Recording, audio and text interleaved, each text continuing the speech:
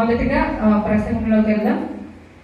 చూడండి, నా topic name ఏంటంటే, అంశం ఏంటంటే పరిగెత్తు. అందరూ చెప్పండి, పరిగెత్తు.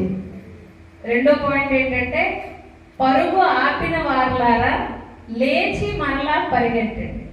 First run. Next, those of you who have stopped running get up and run again. ఎవరెవరైతే కొన్ని కారణాల చేత మీ పరుగును ఆపేశారో, మీ జీవితం అనే పోరాటాన్ని ఎంతమంది అయితే ఆపేసి నీరసంగా ఎందుకు నాకు బ్రతుకు, ఏమైంది, అంత పోయింది అని కూర్చొని ఉన్నారో వాళ్ళందరితో ఈరోజు దేవుడు చెప్తున్నాడు, పరిశుద్ధాత్మ దేవుడు చెప్తున్నాడు, లేచి నిలబడు, పరిగెత్తు అని అంటున్నాడు. అంతేకాదు, క్రీస్తును చూస్తూ పరిగెత్తు. Keep running with your eyes fixed on Christ. ఎవరిని చూస్తూ పరిగెట్టాలి? క్రీస్తును చూస్తూ పరిగెట్టాలి. మీకు ఒక చిన్న స్టోరీ చెప్తాను, బైబిల్లో స్టోరీ. దావీదు తెలుసా అందరికీ దావీదు తెలుసు. దావీదు కుమారుడైన అబ్షాలోము దావీదుకి విరోధంగా ఏర్పడి ఒక గుంపును ఏర్పరుచుకొని తండ్రి రాజ్యాన్ని నాశనం చేసేద్దామని కంకణం కొట్టుకున్నాడు. ఎవరు? అబ్షాలోము. అబ్షాలోముకి చాలా పెద్ద జుట్టు ఉంటుంది. ఇప్పుడు మన అమ్మాయిలు పెద్ద పెద్ద జుట్టు పెంచుతారు చూసారా, అంత జుట్టు ఉంటుంది. అయితే యుద్ధం జరుగుతున్న సమయంలో తండ్రిని చంపేద్దాం అనుకున్నాడు. మొత్తం తండ్రి రాజ్యాన్ని నాశనం చేయాలనుకున్నాడు అబ్షాలోము. అందరికి అర్థమవుతుందా? నా మాటలు అందరికి అర్థమవుతున్నాయి కదా? కొంచెం స్లాంగ్స్ మారిన తెలుగే కదా అందరూ. ఓకే, దేవునికి స్తోత్రం. అయితే అంత పెద్ద జుట్టు కదా, కంచె గాడిద మీద వెళ్తున్నాడు.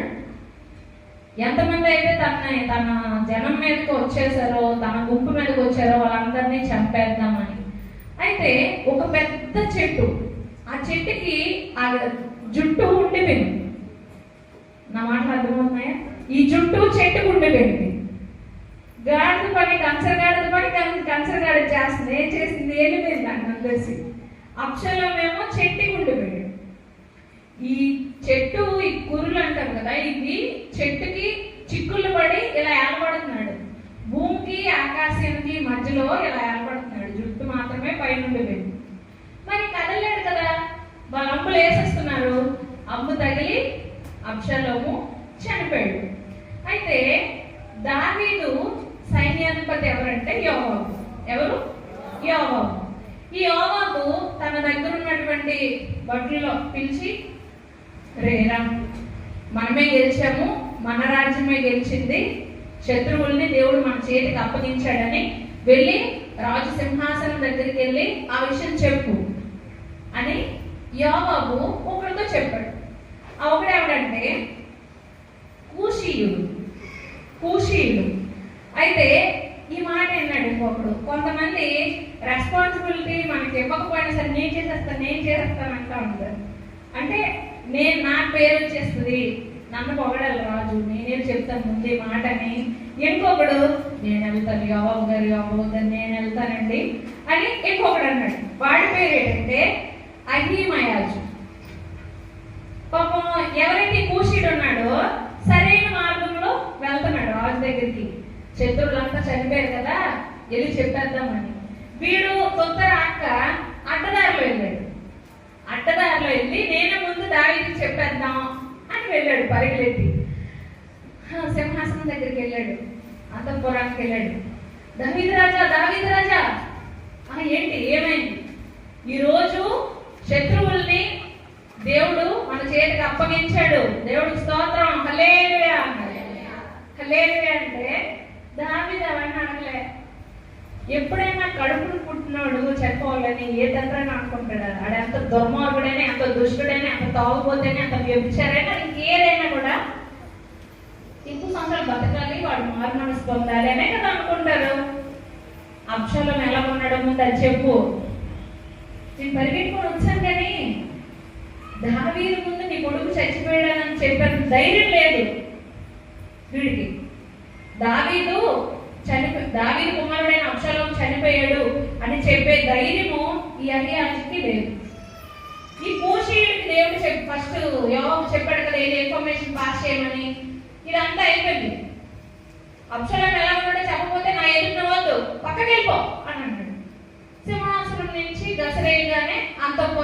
పక్కనకి వెళ్ళి కూర్చొని ఏడుతున్నాడు. ముందొస్తే ఎలాగో క్లాక్ ముందొచ్చేస్తే రాజు భలా నమ్మకమైన దాసుదాన్ని హారం ఇచ్చేస్తాడు అనుకున్నాడో ఏమనుకున్నాడో, కానీ సమాధానం చెప్పే ధైర్యము ఆ క్యాపబిలిటీ లేదు. లీడర్షిప్ ఎవరికైనా, ఇప్పుడు నేను ఒక ప్రిన్సిపల్గా ఉన్నాను అనుకోండి, నా దగ్గర చాలా మంది టీచర్స్ ఉన్నారు అనుకోండి, ఇన్ఛార్జ్గా ఎవరి క్యాపబిలిటీ ఉంటుందో నేను వాళ్ళగా పని అప్పగిస్తాను. నువ్వు ఉన్నావంటే నీకు వేరే ఎక్కువ పని ఉంది, అందులో నీకు అప్పగిస్తాను, అంటే నేనే చేసేస్తానని మధ్యలో దూరం అనుకో ఇలాగే అవుతుంది. వాడు వెళ్ళి పక్కన కూర్చున్నాడు. తర్వాత ఈ కూషీడు వెళ్ళాడు, రాజా రాజా ప్రణామములు అని చెప్పాడు. అయితే శత్రువులు చనిపోయినట్లు దేవుడు వారిని మనకు అప్పగించాడు, దేవుడికి స్తోత్రం అన్నాడు. ఈయన కూడా మళ్ళీ వెంటనే ఎలాగా ఏంటి అడగల, నా కుమారుడైన అబ్షాలోము ఎలా ఉన్నాడు అని అడగగానే శత్రువులతో పాటు మీ కుమారుడైన అబ్షాలోము కూడా చనిపోయాడు ప్రభువా అని చెప్పాడు. అబ్షాలోమా నా కుమారుడా అంటూ ఏడ్చాడు. ఇక్కడ సందర్భం ఏంటంటే, అడ్డదారిలో పరిగెత్తే కన్నా దేవుడు అప్పగించిన పనిలో సవ్యంగా సార్థకంగా మనం ముందుకు సాగితే ఆ ధైర్యము ఆ యొక్క రాజు ఎదుట నిలబడదు. ఏమైనా రాజు దసరాడా జరిగింది చెప్పాడు, ఆ ముందోడు అడ్డదారులు వెళ్ళాడు, ఇక్కడ నుంచి వెళ్ళిపోమన్నాడు రాజు. సో ఏంటి వీళ్ళిద్దరికి డిఫరెన్స్ ఏంటి? ఇద్దరు పరిగెట్టారు, కానీ సవ్యమైన దిశలో ఒకరు పరిగెట్టారు, అడ్డమైన దారిలో ఒకడు పరిగెట్టాడు. ఈరోజు క్రైస్తవులందరికీ ఒక ప్రశ్న, ఎప్పుడైతే మనకు మారు మనసు వచ్చిందో, క్రీస్తుని దేవుడిగా అంగీకరించామో, అప్పుడే క్రీస్తులో మన ప్రయాణం స్టార్ట్ అయింది. కొంతమంది పరిగెడుతున్నారు, వృద్ధాప్యం వచ్చినా కూడా దేవుడి మీద విశ్వాసం ఉంచి పరిగెడుతున్నారు. కొంతమంది వచ్చిన కష్టాలను బట్టి, అంటే చాలా రిలేషన్షిప్స్ కొన్నిసార్లు దేవుడు మనకు బిల్డ్ చేస్తాడు. మొదట హస్బెండ్, పిల్లలు, అమ్మ, నాన్న, అత్తింటి వారు, అమ్మింటి వారు అందరూ ఉంటారు. కానీ మధ్యలో ఎవరో ఒకరు చనిపోతారు, తీర లోటు అంటారు. హస్బెండ్ చనిపోయినా, పిల్లలు చనిపోయినా, ఎందుకు ఇలా జరిగింది, ఆ దేవుడు ఎందుకు ఇలా చేశాడు, నిజంగానే మా మీద ఆయన కటాక్షం ఉందా, అయితే ఎందుకు ఇలా జరిగింది, నా హస్బెండ్ ఎందుకు చనిపోయాడు, మా ఇంట్లో ఎందుకు పిల్లలు పుట్టట్లేదు, ఎప్పుడు మాకు ఈ అప్పులే ఏంటి, అసలు మా పిల్లల విషయంలో ఎందుకు దేవుడు ఉద్యోగాలు ఇవ్వట్లేదు, మా ఇంట్లో ఎప్పుడేసిన బొంగలే ఎక్కడేసింది అక్కడే ఉన్నట్టు ఉంటుంది, ఏం మారట్లేదేంటి, దేవుడు నిజంగానే చూస్తున్నాడు మమ్మల్ని, లేదా మా చేయి విడిచిపెట్టేశాడా అనే అవిశ్వాసము వాళ్ళు చోటు చేసుకుంటారు. వాళ్ళు మరి ఎందుకు లేదు, పరిగెట్టారు చాలు లేదు, లాస్ట్లో చచ్చిపోయే ముందు ఒకసారి నన్ను క్షమించి బ్రహ్మ అంటే పరలోకం వెళ్ళిపోతాం, దేవుడు క్షమించేస్తాడులే అని పరుగును ఆపేస్తారు కొంతమంది. నిజమే, కొన్నిసార్లు ఈ లోకం అనే ఈ రన్నింగ్ రేస్ లో మనం వెళ్తున్నప్పుడు మన శక్తి, మన బలం చాలు. ఇప్పుడు చూడండి, ఇప్పుడు నేనున్నాను ఇక్కడ ప్రసంగం చేస్తున్నాను, అదే ఇది ఒక పెద్ద మైదానం అనుకోండి, రన్నింగ్ రేస్ అవుతుంది. ఇక్కడ రన్నింగ్ రేస్ అయితే ఒక అథ్లెట్ పరిగెట్టడానికి ఒక చిన్న నిక్కరు, ఒక చిన్న టీ షర్ట్ వేసుకొని వచ్చేస్తే పరిగెట్టేస్తే కుదరదు. ఆ రన్నింగ్ రేస్ లో తన విజయం సాధించాలంటే ఎన్ని సంవత్సరాలు కష్టపడుతుందో తెలుసా? తన ఫుడ్ డైట్ వేరు, తన ప్రాక్టీస్ వేరు, సమస్తము. అంటే ఇక నా కుటుంబం మా ఇంట్లో ఎలా ఉందని నేర్చుకొని కూర్చుంటే డైట్ కుదరదు. మార్నింగ్ 4 గంటలకు లేవాలి, గ్రౌండ్కి వెళ్ళాలి, ఆ ఎగ్ అయితే ఎగ్ తినాలి, ఆ డ్రై ఫ్రూట్స్ అయితే, అంటే ఒక డైట్ ఫాలో అయితే తన బాడీలో 1 కేజీ పెరిగినా కూడా తను పరిగెట్టలేదు. అక్కడ బరువు కూడా కొలుస్తారు, 1 కేజీ బరువు ఎక్స్ట్రా ఉన్నా నువ్వు ఇంకా పనికిరావు, వెళ్ళిపో, నీ ప్లేస్లో ఎక్కువ వస్తారు. అంటే అంత మన మెమరీ అంతా, మన హార్డ్ వర్క్ అంతా తన బాడీ మీద, తన ఫోకస్ మీద, ఆ రేస్ మీద ఉంటేనే ఫైనల్ డే వచ్చినప్పటికీ తనతో పాటు చాలా మంది పరిగెడతారు. అయితే ఎంతమంది పరిగెట్టినా, ఎవరైతే కష్టపడి ఈ కరెక్ట్గా డైట్ ఫాలో అయ్యి ప్రాక్టీస్ చేసి పరిగెడతారో వాళ్ళే విజయం సాధిస్తారు. పరిగెట్టిన వాళ్ళంతా విజయం సాధించేస్తారండి. ఒకసారి చూడండి, 1 కొరింథీయులకు రాసిన పత్రిక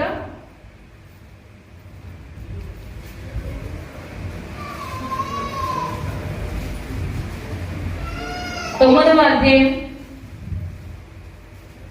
26 అధ్యాయం అంతా మీరు చదవండి. 10 మంది పరిగెత్తు వారందరూ పరిగెత్తుదురు, కానీ ఒక్కడే బహుమానం పొందుతాడు.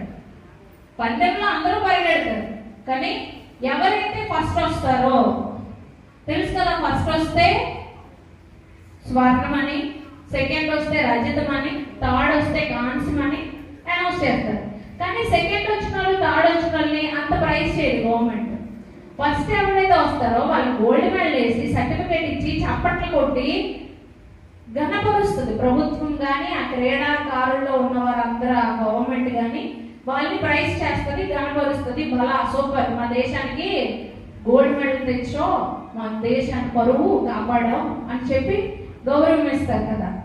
అయితే ఈ శారీరక సంబంధమైనటువంటి ఆ రేసు గెలిస్తే ఎంతకాలం గుర్తుపెట్టుకుంటారు నిన్ను? మన అయితే నువ్వెన్ని సంవత్సరాలు బతుకుతావు, నీ తర్వాత ఇంకొకరు వస్తారు, వాళ్ళు విన్ అయితే నీ పేరు మర్చిపోతారు. మన అయితే ఏదో జస్ట్ రాస్తారు, ఈ అమ్మాయి ఇప్పుడు ఇలా గెలిచింది, ఇలా గోల్డ్ మెడల్ తెచ్చింది అని. కానీ ఆ గోల్డ్ మెడల్ ఇచ్చినప్పుడు ఎలా ఉందో అంతం వరకు అలాగే ఉంటుందా? కానీ నువ్వు ఈ లోకంలో పరిగెట్టావనుకో, దేవుడి కొరకు పరిగెట్టావనుకో, వాడబారని కిరీటం దేవుడు నీకు ఇవ్వబోతున్నాడు. హల్లెలూయా, హల్లెలూయా. వాడబారని కిరీటం, అది వాడిపోదు. ఒలీవ ఆకులతో కిరీటం చేసి అది అంత పవిత్రమైన నేను ఎత్తినెట్టుకున్నా ఎన్ని రోజులు నువ్వు నీళ్ళు వేసి పూజ చేసినా ఎన్ని రోజులు ఉంటుంది. కానీ దేవుడు ఇస్తున్న కిరీటం వాడబారినటువంటి జీవ కిరీటం. అది నీకు ఇవ్వాలని దేవుడు నీకు వెయిట్ చేపిస్తున్నాడు. ఈ లోకంలో నీకు ఇన్ని కష్టాలు పడుతున్నాడు ఎందుకంటే నువ్వు పరిగెట్టాలని. నేను తిన్న కూర్చుంటాను, పడుకుంటాను, నాకు అన్ని వచ్చే లేసినాము అంటే కుదరదు. క్రిస్టియానిటీలో అలా కుదరదు. శ్రమను దేవుడే ఇస్తాడట. ఎందుకు? ఆయనకు మహిమ తెచ్చుకోవడానికి. ఇప్పుడు నీకు ఆకలి ఫుల్గా నీ ముందు ఫుడ్ ఉంది, ఆకలి వేస్తుంది, 3 రోజుల నుంచి తినలేదు. ఫుడ్ ఉంటే వేరొకరి మీద ఆధారపడకుండా కూర్చొని తినేస్తావు నువ్వే. ఫుడ్ లేదనుకో, ఆకలి వేస్తుంది ప్రభువా, నాకు ఆకలి వేస్తుంది అయ్యా, ఎవరి మీద ఆధారపడతావు? దేవుని మీద. ఎందుకంటే కొడుకు కావాల్సింది కదా. మరి నువ్వు ఎవరి మీద ఆధారపడాలి? ఈ లోకంలో ఉన్న పెద్దల మీద, డబ్బు ఇచ్చి రాజుల మీద, గవర్నమెంట్ ఆఫీసర్ల మీద, ఎవరి మీద ఆధారపడాలి? దేవుడి మీద. హల్లెలూయా. ఎలాంటి పరిస్థితుల్లోనైనా సరే మనం ప్రార్థన చేస్తే సహాయం చేయవాడు ఎవడు? కేవలం దేవుడే కదా. మరి నువ్వు నిరంతరం ఆయన మీద ఆధారపడాలి అని అంటే నీ కష్టాలు వస్తేనే కదా. నీకు అన్ని కరెక్ట్గా ఉంటే నువ్వే అక్కడ చేస్తావు. భక్తి ఏసీలో పడుకుంటావు, ఫుల్ ఏసీ ఎత్తుకొని. భక్తి ఎప్పుడు చేస్తావు? చెయ్యు. నీ కష్టాలు ఎందుకు పడతాడు? ఆ ముళ్ళు. అంత పెద్ద శిష్యుడైన అపోస్తుడైన పౌలే అన్నాడు, దేవా ఈ ముళ్ళు తీసి అయ్యా, ఎంత సేవ చేస్తున్నాను, ఈ ముళ్ళు తీసి అంటే నా కొరకు నీకు చాలు, ఎక్కడి నుంచి అంటే ఆ ముళ్ళు ఉంటేనే దేవుడు విలువేంటో నీకు తెలుస్తుంది. నువ్వు ఎంత సమయం దేవుడికి ఇవ్వగలవో అంత సమయం దేవుడికి ఇస్తావు. కాబట్టి ఈ ముళ్ళు లాంటి కష్టాలు ఎన్ని వచ్చినా కూడా నువ్వు అక్కడ ఆగిపోకు. ఇవన్నీ టెంపరీ, పర్మనెంట్ ఏం కాదు. పర్మనెంట్ అక్కడ ఉంది నీకోసం. నీ పేరు పెట్టి ఎక్కడ రెవరెండ్లని సిస్టర్ జన్మ గారు పైకి వస్తారు, చప్పట్లు కొట్టండి అని, ఇవన్నీ టెంపరీ. కానీ అక్కడ ఉంటుంది, నేను ఈ స్టేజ్ మీద ఎలా ఉన్నాను, నా బ్రతుకులో కూడా నేను అలాగే ఉంటే ఆనాడు నా దేవుడు నన్ను పిలుస్తాడు అక్కడ. హల్లెలూయా. నిన్ను పిలవడా? దేవుడికి ఏమన్నా వీళ్ళు రెవరెంట్లు, వీళ్ళు బిషప్లు, వీళ్ళు పాస్టర్లు ఎక్కువ, వీళ్ళు విశ్వాసం కాబట్టి తక్కువ అని ఉంటుందా? రాజు ముందు నాతాను ప్రవక్త, రాజు ముందు ఎవరైనా మాట్లాడగలరా? వెళ్ళి నువ్వు తప్పు చేసావు అని చెప్పగలిగే ధైర్యం, ఆ కెపాసిటీ నాతాను దేవుడు ఇచ్చాడే. నీకు కూడా నువ్వు అంత నీట్గా ఉంటే పాస్టర్ గారితో మాట్లాడి దేవుడు నీతో మాట్లాడతాడు నువ్వు పరిశుద్ధంగా జీవించినప్పుడు. హల్లెలూయా. అయితే మన గురి ఏంటి? ఈ లోకంలో చాలా మంది గురి ఏంటో తెలుసా? అయ్యి బాబాయ్, ముందు కొత్తగా పెళ్ళైంది అనుకోండి, ముందు ప్రెగ్నెంట్ వచ్చేయాలి, లేకపోతే గుర్రాలు అనేస్తారు, పిల్లలు పుట్టలేదు అనేస్తారు. తీరా పిల్లలు పుట్టాక ముందు ఇల్లు కట్టేయాలి. ఉన్నోడైనా లేనోడైనా ఫస్ట్ ఇల్లు కట్టేస్తే బాగుంటుంది. తర్వాత అప్పుడప్పుడు కొత్త ఎత్తుకోవడానికైనా బంగారం ఉండాలి కదా, తర్వాత బంగారం కొనేయాలి. మా ఆయనకి పర్మనెంట్ గవర్నమెంట్ జాబ్ కావాలి, ఎవరికైనా అప్పించే స్థితిలో ఉండాలి. డబ్బులు పట్టే కదా గౌరవం, ధనం మూలం ఏదో జగత్ అంటున్నారు కదా. డబ్బు లేకపోతే ఏ మనిషి పనికిరాడు కదా. ముందు డబ్బు వేసి ఆ డబ్బుతో సింహాసనం మీద అమ్మాయి కూర్చుంటే ఒళ్ళంతా అలంకరించుకుంటే ఒక్కొక్కరు మాకు మీరు ఒప్పివ్వండి అనుకొని వస్తే చాలు లైఫ్ సెట్. ఇదే నా డ్రీమ్. లోకస్తులు ఎలా అనుకుంటారు? ఇదే నా డ్రీమ్. లేదా ఒక కంపెనీ పెట్టాలి, ఒక బిజినెస్ పెట్టాలి, ఒక ఇందులో ఒక ప్లేయర్ గా ఉండాలి, ఇలా గవర్నమెంట్ జాబ్ కొట్టాలి. లోకంలో అంబిషన్స్ అన్ని ఇవే కదా, ఇవేనా? కానీ నీ అంబిషన్ అదే ఉండకూడదు.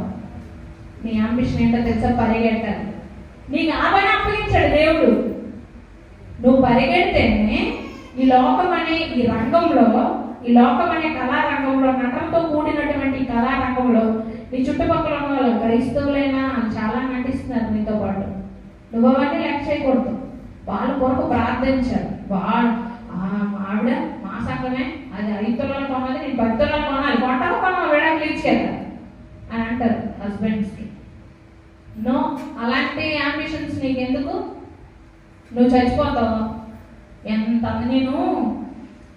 నాకు ఫ్రెండ్ ఉండేది, ఆ అమ్మాయి చనిపోయింది. చాలా అందంగా ఉండేది. నేను ఎప్పుడు తన పక్కన చేయి పెట్టుకొని చూసేదాన్ని. అది నాకన్నా తెల్లగా ఉండేది, భలే ఉండేది. దాని కళ్ళు అంతా చాలా బాగుండేది, చాలా తెలివైంది, మంచి డబ్బున్న ఫ్యామిలీ. ఒకరోజు అది చనిపోయింది.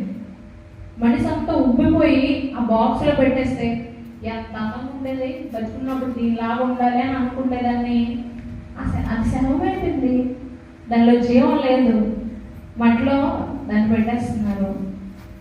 నేను బతికే ఉన్నాను, కొంచెం నల్లగున్నా బతికే ఉన్నాను. బాబోయ్, నాకు బతికించావు చాలు బాబోయ్, ఇంకా ఈ రంగులు ఎంత ఇవన్నీ నాకు అక్కర్లేదు అనుకున్న తర్వాత దేవుడిని స్తుతించాను. ఎంత అందమున్నా, ఎంత ఆస్తున్నా, ఎన్ని బంగారం సంపాదించుకున్నా నీతో వస్తాయి అవి. కానీ విశ్వాసం అనే ఒక ఆయుధం ఉంది. విశ్వాసం అనే అలంకారం ఒకటి ఉంది. భక్తి అనే కర్ణభోషాలు ఉన్నాయి. ఎంత పెద్ద పెద్దవి, పెద్ద పెద్ద నెక్లెస్లు కాదు. దేవుని మాట నువ్వు అలా నీ హృదయం అనే పలక మీద రాసుకొని కర్ణభూషణం వల్ల వాటిని నువ్వు ధరించావు అనుకో, దేవుని ఎదుట ఇంపైన అందమైన పెళ్లి కుమార్తె వలె అక్కడ ఉంటావు. దేవుడిని ఇష్టపడాలంటే ఎంత బాగా అలంకరించుకొని రంగురంగులు అన్నీ కట్టుకొని రకరకాలుగా ఉంటే కాదు. ఓకే, మనం అందంగా ఉండాలి. ఈ దేవుడిని నమ్ముకుంటే ఎంత చండాలంగా ఉండాలి ప్రభావం, నేను నమ్ముకొని అనుకోకూడదు. ఎవరు మనం చూసి వాళ్ళు అంత బాగున్నారు, ఏ దేవుడు నమ్ముకున్నారు అని కూడా అనుకోవాలి. దేవుడు ఏమి ఇస్తాడే, కొంతమందికి ఒక్కొక్కరికి ఒక్కోలాంటిది ఇస్తాడు. అలాగని చండాలంగా ఉండమని నేను చెప్పను, కానీ నీకున్న దాన్ని బట్టి నువ్వు దేవుడిని రిప్రజెంట్ చేస్తున్నావా అనేది ప్రశ్న. తర్వాత చూడండి, హెబ్రీయులకు రాసిన పత్రిక 12వ అధ్యాయము 1వ వచనం. కాబట్టి మన చుట్టూ ఇంత గొప్ప సాక్షి సమూహము మేఘము వలె మనల్ని ఆవరించి ఉండగా మనము కూడా అతి భారమును సులభముగా చిక్కులు పెట్టి పాపములను విడిచిపెట్టి విశ్వాసమునకు కర్తయు దాన్ని కొనసాగించువాడునైనా యేసు వైపు చూచుచు మన ఎదుట ఉంచబడిన పందెపు రంగములో ఓపికతో పరిగెత్తుదుము. హల్లెలూయా, హల్లెలూయా. ఈవిడేంటి పరిగెత్తమంటుంది అని లేదు, పరిగెత్తి పారిపోకండి. నా టాపిక్ ఏంటంటే, మనం ఎవరితో యుద్ధం చేస్తున్నామో తెలుసా? మనం ఎవరితో పరిగెడుతున్నామో తెలుసా? పరిగెత్తడం అంటే లైన్లో ఎక్కువ మంది నుంచొని నువ్వు పరిగెట్టడం కాదు. కంటికి కనబడినటువంటి దుష్ట శక్తులతో నువ్వు పోటీ పడుతున్నావు. ఎంతమందికి అర్థమైన మాట? అర్థమైన వాళ్ళ దేవుడు స్తోత్రం చెప్పండి. హల్లెలూయా. ఎంత గొప్ప సాక్షి సమూహము నిన్ను ఆవరించి ఉన్నది. మొదట నీ చుట్టూ ఈవిల్ స్పిరిట్స్ ఉన్నాయి, దురాత్మ శక్తులు ఉన్నాయి. అవి నీతో పోటీ పడుతున్నాయి, కానీ అది నిన్ను మింగేసి దేవుడు ఇవ్వడం. వాటి చుట్టూ అంత గొప్ప సాక్షి సమూహమైన దేవదూతల చేత కంచి వేసి కాపాడాడు. హల్లెలూయా, హల్లెలూయా. మధ్యలో విజిల్ వేసుకుని ఉంటారు కదా, క్రికెట్ అయినా ఏదైనా, వాళ్ళని ఏమంటారు? ఎంపైర్ అంటారు. ఇద్దరు కష్టం ఎంత గట్టిగా కుస్తీ అని ఏదైనా కొట్టేసుకున్నా ఈ మధ్యలో ఉన్నవాడు అవతల వాడి గాయం తగులుతుందంటే వెంటనే ఏమేస్తాడు? విజిల్. నో నో, కొట్టుకుంటే బయటకి వెళ్ళి చంపుకోండి. కానీ ఇక్కడ అవ్వదు. ఇక్కడ నేనున్నాను, ఎందుకు నన్ను పెట్టారు ఇక్కడ? వాళ్ళిద్దరు ఒకళ్ళు ప్రాణాపాయం జరగకుండా ఎంపైర్ని పెడతారు. అలాగే నీతో యుద్ధం చేయడానికి దేవుడే చెప్పాడు యుద్ధం చేయమని. చాలాసార్లు పాత నిబంధనలో ఉంటది, శత్రువుల్ని దేవుడే రేపాడు ఇశ్రాయేలీయుల మీదకి. ఎందుకు? బుద్ధి తెప్పించడానికి, సిగ్గు తెప్పించడానికి. తెలియాలి కదా దేవుని శక్తి. మేము అక్క ఉన్నాం, మా దేవుడు అక్కర్లేదు దాన్ని కూర్చుంటే కుదరదు. దేవుని శక్తి తెలియాలంటే కొన్నిసార్లు దేవుడే అన్ని జనుల్ని వీళ్ళ మీదకి యుద్ధానికి పంపిస్తాడు. హల్లెలూయా. ఇప్పుడు నా బాణాలు, అంబులు, గన్నులు పట్టుకొని నీ మీదకి రాడు, కానీ నీ బలహీనతలో నుంచి దుష్టుడు నిన్ను శోధిస్తాడు. హల్లెలూయా, హల్లెలూయా. ఏమని శోధిస్తాడు తెలుసా?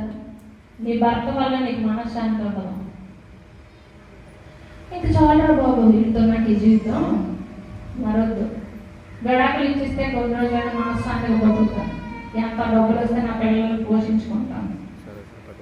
పిల్లలు పుట్టేస్తారు. కానీ దేవుడు ఎందుకు ఇంతగా నా భర్త ఎంత మృగంలో ప్రవర్తిస్తున్నాడంటే ఇది దేవుని చిత్తం కాదు. అందుకే ఇలా జరుగుతుంది. వదిలేద్దాం. నువ్వు పెళ్లి చేసుకున్న పిల్లల్ని ఎప్పుడు కన్నావా దేవుని చిత్తమే, దేవుని చిత్తం కాదని ఎలా అంటావు? పరిగెత్తాలి. మారాల్సిన టైం ఆ లాస్ట్ పాయింట్ టైంలో అయినా మారుతాడు. లేదా మారలేదా? అక్కడ ఉంటాడు ధనవంతుడితో పాటు. ధనవంతుడు ఎక్కడ ఉంటాడు? నువ్వు ఎక్కడ ఉంటావు? లాజర్తో ఉంటావు. లాజర్ ఎక్కడ ఉన్నాడు? ఎస్ కదా. నువ్వు ఎక్కడ ఉండాలనుకుంటున్నావు? కాబట్టి నీ భర్తతో నువ్వు ఉంటేనే అక్కడ ఉంటావు. నువ్వు వదిలేస్తే దేవుని యొక్క చిత్తం ప్రకారం, దేవుని యొక్క ఆజ్ఞ ప్రకారం నువ్వు పాపం అయిపోతావు. వదిలేసి ఒకవేళ నిజంగా నీ భర్త నిజంగా దుర్మార్గులు, దుష్టులు ఉన్నారని కాదను. హస్బెండ్స్ లో అయినా, వైఫ్స్ లో అయినా అలాంటి వారి వరకు ప్రార్థన చేయాలి. అంతేగాని వాళ్ళే దుష్టులని మొత్తం వాళ్ళనే బ్లేమ్ చేసి ఇంకా నేను పరిగెట్టలేదు, నా వల్ల కాదు, మరి ఇంకా పాస్టర్ గారండి నా వల్ల అవ్వదండి, మాకు విడాకులు ఇప్పించేయండి అని కోర్టు మెట్లు ఎక్కడం. క్రిస్టియానిటీలో ముఖ్యంగా లోకానికి మనకి తేడా ఉండాలా? పెళ్లి చేసుకున్నప్పుడే 100 సార్లు ఆలోచించేయండి మీ పిల్లలకి. పెళ్లి అంత కొన్నాడని, గవర్నమెంట్ జాబ్ ఉందని, ఆస్తులు ఉన్నాయని, అదని ఇదని ముందు ఇచ్చేస్తారు. తర్వాత ఏమో నా కూతురు బతుకులుగా అయిపోయింది. ఆడున్నాడే, ఆడే నువ్వు ఫస్ట్ అంతా పోగున్నాడు, ఆడే నీ అల్లుడు. మళ్ళీ ఇప్పుడు వచ్చినప్పటికీ ఆడే గౌరైనాడు, ఆడైపోయాడు. ముందే ఆలోచించాలి. 1కి 10 సార్లు ఆలోచించాలి. ఉపవాసాలు ఉండి ప్రార్థనలు చేయాలి. దేవుని చిత్తమా కాదా ఆలోచించిన తర్వాత వివాహం జరిగించి తర్వాత దేవుని చేతులు వాళ్ళని అప్పగించాలి. డబ్బుకే ప్రాధాన్యత లేవు, ఒక విశ్వాసం చూడండి. ఆ విశ్వాసం కనబడితే అబ్బాయిలో మీకు అప్పుడే వివాహం జరిగించుకోండి. ముఖ్యంగా ఇప్పుడు పెళ్ళిళ్ళు ఎన్ని పెటాకులు అయిపోతున్నాయో, ఆలే ఎక్కువ వాళ్ళ బ్రతుకుని ఎండ్ చేసేస్తున్నారు. రన్నింగ్ ఆపేస్తున్నారు. ఈ కష్టాలు మా వల్ల కాదు. నిజమే, మనకి ఏ బలహీనత ఉంటుందో అదే నీకు దుష్టుడు పొడిచి పొడిచి నీ యొక్క బలహీనతని వాడు క్యాచ్ చేసుకుంటాడు. యేసుక్రీస్తు వారినే శోధించాడు నీ శోధకుడు. 40 రోజులు ఉపవాసం కూడా కొండ మీదకి వెళ్తే 40 రోజులు ఉపవాసం తర్వాత ఏమనిపిస్తుంది మనిషికి? ఉపవాసం ఉన్న తర్వాత ఏమనిపిస్తుంది? ఆకలి వేస్తుంది. అంతేనా? నువ్వు దేవుని కుమారుడు కదా, ఈ రాళ్ళను రొట్లుగా చేసుకొని తిను. మనకు తెలియదు మరి ఏసైకి. అప్పుడు అంటే దేవుడు ఏమని, కేవలం రొట్టె వల్ల మాత్రమే కాదు కానీ దేవుని నోట నుంచి వచ్చి ప్రతి మాట వల్ల మనిషి బ్రతుకును అనలేదా? తర్వాత మనిషికి దేని మీద ఆశ ఉంటుంది? ఏదో సంపాదించుకో, లోకం మీద, ఎత్తైన పర్వతం మీద తీసుకెళ్ళి చూడు, ఇదంతా నువ్వు నా కాలు మొక్కు, నేను నీకు ఇచ్చేస్తాను అన్నది. కానీ దేవుడేనా ఉన్నాడు? ఇదంతా నా తండ్రిది అనగా నాది, నువ్వు నాకు ఇచ్చేదేంటి? ఇదంతా నేను కదా, ఈ లోకాన్ని దేవుడు నీకే కదా ఇచ్చాడు, సమస్తము నీదే కదా, మరి ఇంకా అది లేదు ఇది లేదు అని అంటావండి. అది నీదే, ఇదంతా మనదే, నాకు ఏ లోటు లేదు. అటు పూర్ గుడిసెల నుంచి అక్క ఉన్నాను అనుకోని ఉండాలి. కొంతమంది అద్దాల మేడలో ఉన్నా నాకు అది లేదు, నాకు ఇది లేదు. లేని దాన్ని బట్టి ఎప్పుడు, ఉన్నదాన్ని బట్టి ఎప్పుడు సంతోషిస్తారు. అలా మనం సంతోషిస్తేనే ఈ బతిక రంగంలో అలాంటి స్ట్రెస్లు ఏమీ లేకుండా పరిగెట్టగలం. ఒక అథ్లెట్ కానీ, ఒక రన్నర్ కానీ పరిగెట్టాలంటే ఒడిదుడుకులు ఇలాంటివి ఏమి ఉండకూడదు. మా నాన్నకి ఇలాగైంది, మా చెల్లికి ఇలాగైందని పరిగెట్టినప్పుడు ఆవిడ గుర్తొచ్చింది అనుకో, లేదా ఆయన గుర్తొచ్చింది అనుకో, పరిగెట్టలేడు, కృంగిపోయి పడిపోతాడు కదా. అలాంటిది ఈ యొక్క మన జీవితం అనే ఈ రంగంలో మనం దేవుడి కొరకు పరిగెడుతున్నప్పుడు అనేక కష్టాలు, అనేక బాధలు నీకు వస్తాయి. కొందరికి భర్తల వల్ల రావచ్చు, కొందరికి భార్యల వల్ల రావచ్చు, కొంతమందికి పిల్లలు పుట్టకపోవచ్చు, కొంతమందికి అప్పులు ఉండొచ్చు, కొంతమందికి జాబులు రాకపోవచ్చు, కొంతమందికి జబ్బులే, ఒంటి నిండా రోగాలు, జబ్బులే. అయినా కూడా ఎవరి మీద మనం విశ్వాసం ఉంచాలి? దేవుని మీద. ఆయనకి అసాధ్యమైనదంటే ఏమైనా ఉన్నదా? నీలోనే అది అడిగే శక్తి, ఆ స్టామినా, ఆ విశ్వాసం లేదు. ఆయన ఏమన్నాడు? ఎంత పెద్ద చెట్టైనా విశ్వాసంతో ఏం సముద్రంలో పడంటే పడిపోతాంట. పడదా అంటే మీ ముందు నేను ఉన్నాను, ఈరోజు నేను బతికుండకూడదు, నేను చచ్చిపోయినా పర్వాలేదు, ఆపరేషన్ చేసేయండి మా ఆయన కూడా సంతకం పెట్టేశాడు. ఆ రోజు కోమాలోకి వెళ్ళిపోయాను. నా భర్త కనీసం నాకంటూ ఎవరు లేనప్పుడు నేను ఒక్క విశ్వాసం నాకు, నేను బతికానంటే దేవుడికి సేవ చేస్తాను, చచ్చిపోతే దేవుని దగ్గరికి వెళ్ళిపోతాను, అంతేనా? ఆ విశ్వాసంతో ఆయనకు అసాధ్యమైనదంటే ఏమీ లేదు. డాక్టర్లు కూడా గొప్ప చిక్కిపోయినట్టు దేవుడు కార్యాలు చేయగలడు. హల్లెలూయా, హల్లెలూయా. అలాంటి అద్భుత కార్యాలు దేవుడు నా జీవితంలో 1-2 కాదు, దేవుడు అవకాశం ఇస్తే ఏదో రోజు నా సాక్ష్యాన్ని మీతో పంచుకుంటాను. కానీ ఎన్ని ఆటంకాలు వచ్చినా, నా ప్రాణమే నన్ను విడిచి వెళ్ళిపోయినా నేను దేవుడిని విడిచిపెట్టాను. ఒక ప్యూర్ హిందూ ఫ్యామిలీలో నేను పుట్టాను. భవానీ వాళ్ళు వేసి పూజలు చేసేటటువంటి, దీపాలు పెట్టేటటువంటి అలాంటి కుటుంబం. అందులోని నేను గొప్ప కోసం చెప్పట్లేదు, కానీ రెడ్డిలు అంటే మీకు తెలిసే ఉంటుంది. అలాంటి క్యాస్ట్లో పుట్టి నేనే మొదట చిన్న పిల్లగా ఉన్నప్పుడు నేనే మొదటి క్రీస్తుని అంగీకరించినటువంటి దాన్ని. నా పొరుగు ఎలా ఉంటుందో తెలుసా? బొట్టు పెట్టకపోతే బొట్టేది, దీపం పెట్టకపోతే దీపం ఏది, ఇక్కడ ఉండొద్దు, ఇలాంటి కుమార్తె అయితే మాకు అక్కర్లేదు అనేటటువంటి అలాంటి ఆటంకాల్లో పుట్టినటువంటి నన్ను దేవుడు పట్టుకున్నాడు. ఏసై పేరెత్తితే నేను చంపేస్తానని బైబిల్ మా డాడీ కాల్చేశాడు. కాలు పట్టుకొని ఏడ్చాను, నీ కోపం వస్తే నన్ను కొట్టు డాడీ, బైబిల్ నేను చేయకూడదు. అయినా సరే మా డాడీ బైబిల్ని కాల్చేశాడు. అయితే దేవుడు మా డాడీని మార్చాడు. మా డాడీ చనిపోయిన స్టేజ్కి వెళ్ళిపోతే నేను వెళ్ళి ప్రార్థన చేస్తే మా డాడీ బ్రతికాడు. యేసయ్య అనే పేరు ఎత్తొద్దు అని చెప్పిన మా నాన్న దేవుడు స్తోత్రం అన్నాడు. హల్లెలూయా, హల్లెలూయా. చిన్నదాన్ని నేను, నాకేం తెలియదు, ఏ పాస్టర్ గారు తెలియదు, ఏ చర్చికి వెళ్ళలేదు. బైబిల్ మాత్రం నా ఆయుధం, దీన్ని ఎప్పుడు వదల్లా. ఇందులో ఉన్న ప్రతి మాట కంఠస్థ పెట్టాను, ప్రతి సందర్భము చదువుకునేదాన్ని. నువ్వు నాతో మాట్లాడు, నాతో ఉండు. ఆ చిన్నదాన్ని ఆ జ్ఞానం దేవుడు నాకు ఇచ్చి, ఏ రోజైతే మా నాన్న బైబిల్ కాల్చేశాడో కరెక్ట్గా ఆ నెక్స్ట్ ఇయర్కి మా డాడీకి పెద్ద యాక్సిడెంట్ అయింది. ఇప్పటికీ నా సాక్ష్యం నా యూట్యూబ్లో కావాలంటే చూడొచ్చు. సిస్టర్ జమేమా అని ఉంటుంది. ఇక్కడి నుంచి ఇక్కడ వరకు మా డాడీకి ఆపరేషన్ ఏ సక్సెస్ అవ్వలేదంట. అది కూడా కేజీహెచ్లోని, వైజాగ్లో గవర్నమెంట్ హాస్పిటల్. అన్ని లక్షలు కట్టుకునే స్తోమత కూడా లేదు. కానీ నన్ను అక్కడ తీసుకెళ్ళంటేనే ఇంకా నాకు ఎంత అవుతుంది, అప్పుడు తీసుకెళ్ళంటేనే ప్రార్థన చేస్తే మా డాడీ బ్రతికారు. ఆ వారంలోనే నా కుటుంబం మొత్తం బాప్తిస్మం తీసుకున్నాను. హల్లెలూయా, హల్లెలూయా. అంటే నేనేమైనా చేశానా? ఒకటే ప్రార్థన చేశాను, ఏమని? వీళ్ళకి నేను ఎన్ని కథలు చెప్పినా వెనుకబడబ్బా, నేను కథలు చెప్తే నువ్వు కథలు బాగా చెప్తావు, కథలు రాని పక్కకి వెళ్ళి అంటారు, వీళ్ళు గన్నులు ఎదుటి నువ్వు కార్యం చేస్తావా లేదా అని. ఆనాడు ఏలియా అగ్ని కోసం ఎలా ప్రార్థన చేశాడో, మా నాన్నలో ఆరిపోతున్న నా దీపం కొరకు ఆ రోజు నేను ప్రార్థన చేశాను. హల్లెలూయా, హల్లెలూయా. ఆరిపోతున్న దీపాన్ని వెలిగించాడు మన ప్రభువైన యేసుక్రీస్తు. అన్ని భవాని మళ్ళీ వేసావు, అంత గెత్తావు, అంత ప్రార్థన, అంత మీ దేవుడికి మొక్కుకున్నావు కదా డాడీ, మీ దేవుడు నేను కాపాడుతాడా అని అడిగాను నేను. ఓపిక లేదు, ఇలా అంటున్నాడు. ఓ లేదా, అయితే నేను నమ్ముకున్న దేవుడు ఒకడు ఉన్నాడు, ఆయన నజరేయుడైన యేసు, ప్రార్థన చేయమంటావా అన్న. ఒకవేళ మా నాన్నగారు చనిపోయినా బతికి లెక్క వేరే, ఆత్మ నశించుకోకూడదనే నా ఆశ. ఈ కారణం చేత నా కుటుంబం దేవుడిని తెలుసుకోవాలని నా ఆశ. కానీ దేవుడు నేను ప్రార్థన చేయగానే నాలో తన ఆత్మ నుంచి, నా హస్తంలో తన దయాహస్తం నుంచి మా నాన్నని స్వస్థపరిచాడు. నా కుటుంబం అంతా దేవుడు నమ్ముకుంది. తర్వాత పాస్టర్ గారు అబ్బాయి, మా హస్బెండ్ పాస్టర్ గారు, ఆయన కూడా. తర్వాత ఎంత యాంటీ, మొత్తం ఇంటర్ క్యాస్ట్, ఇంటర్ రిలీజియన్ అంత వేరు వేరు అయినా కూడా ఎంత హ్యాపీగా ఈనాడు వాళ్ళు దేవుడి చేతులు మేము ఉన్నాం. అలాగే కష్టాలు రాలేదంటే బోల్డ్ అన్నారు.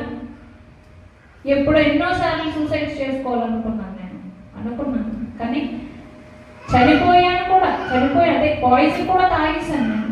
కానీ నా దేవుడు నన్ను విడిచిపెట్టలేదు. అనుభవపూర్వకంగా ప్రతి సందర్భాన్ని నాకు దేవుడు నేర్పించాడు. నా వయసు 24 సంవత్సరాలే, కానీ ఒక ముసలమ్మ ఎన్ని మాట్లాడగలదు అన్ని మాట్లాడగలదు. దేవుడు నన్ను ఆ మార్గం గుండా నడిపించి తన కొరకు ఒక బోధకురాలుగా, ఒక ప్రవక్తనిగా నేను ఉండాలని దేవుని ఆలోచన. కాబట్టి నేను ఉద్యోగం చేస్తున్నప్పుడు ఆ ఉద్యోగాన్ని విడిచిపెట్టి దేవుడి కొరకు ఈరోజు వాడబడే కృపని దేవుడు ఇచ్చాడు. ఎలా? నేను ఆయన కొరకు పరిగెత్తడానికి పూనుకున్నాను. మొదట ఈ యుద్ధ రంగంలో పరిగెడతాను, నేను గెలుస్తానని. నన్ను ఎవరు ఏదో అంటారని, అమ్మో మా నాన్న ఏమనేస్తాడు ప్రార్థన చేస్తే అని దొంగచాటం కాదు, కొడితే కొట్టు, ప్రార్థన చేస్తాను. ఇంట్లో నుంచి వెళ్ళిపోమంటే వెళ్ళిపోతాను, కానీ నేను దేవుడు మొదలను నిలబడిపోయింది మొండిగా దేవుడి కోసం.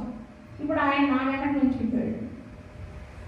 ఇదే ఎంత దూరం నేను వచ్చానంటే మా హస్బెండ్ సపోర్ట్ లేకుండా నేను వస్తాను. ఆయనకే డేట్స్ బిజీ అయినా దేవుడు అంటే సమస్తం సమకూడి జరిగిస్తాడు. ఎప్పుడంటే నువ్వు ఆయన కొరకు పరిగెత్తినప్పుడు. నువ్వు పరిగెడుతున్నప్పుడు ఎన్ని దురాత్మలు మనకు తెలుసు. ఎఫెసీయులకు రాసిన పత్రికలో 6:12 ఒకసారి చదవండి. ఎఫెసీయులకు రాసిన పత్రిక.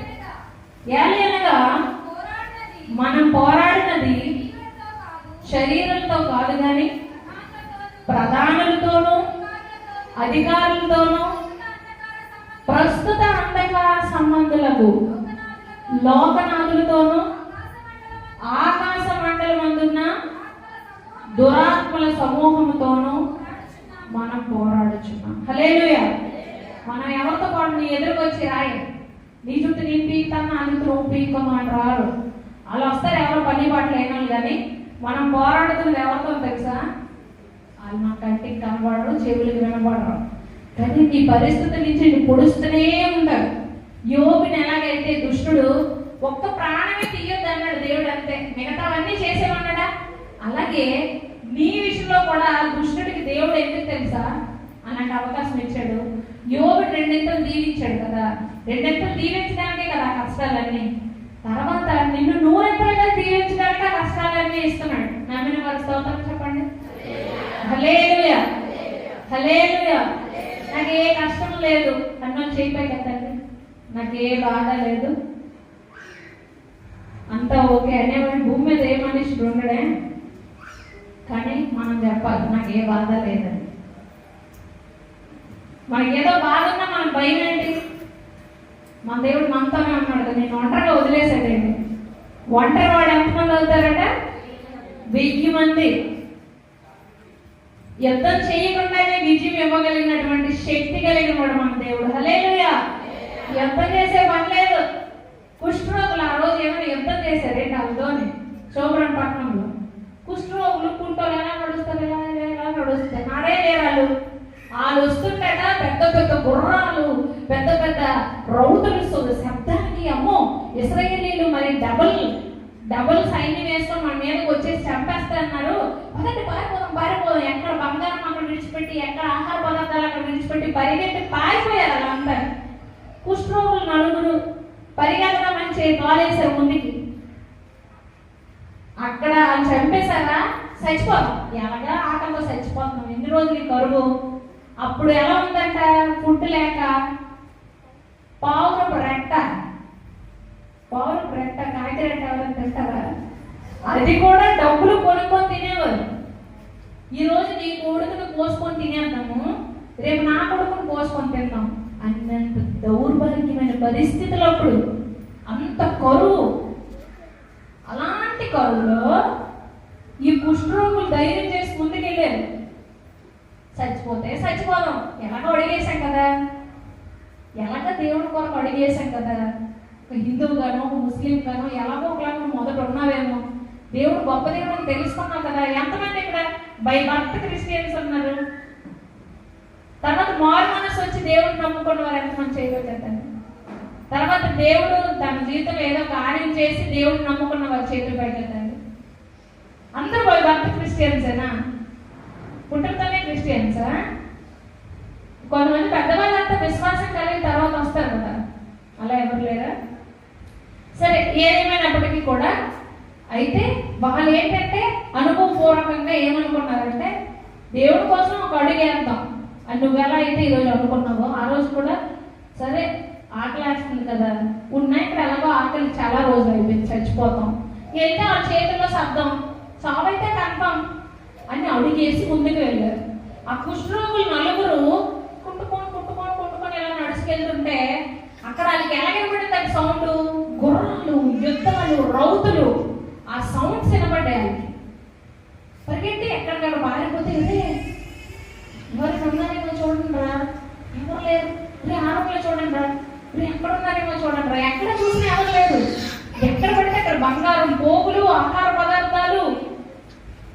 చాలు ఈ జీవితానికి ఆకలి అంటే అంత ఆకలి విలువ నీకు తెలిస్తే అది తిన్నప్పుడు చాలు ఈ జీవితానికి అనిపిస్తుంది ఎవరికైనా సరే. వాళ్ళు తిన్నారు పడుకున్నా రే డబ్బు అంతా పట్టుకెళ్ళి మనం కుష్ఠరోగులమని మన ఊర్లో వాళ్ళు మనల్ని వెలివేస్తారు పక్కకి. ఊర్లో ప్రాణాలు తెలుసు అప్పటి కాలంలో కుష్ఠరోగుల్ని వాళ్ళు బయటే ఉండాలి, ఎవరు ముట్టుకోకూడదు.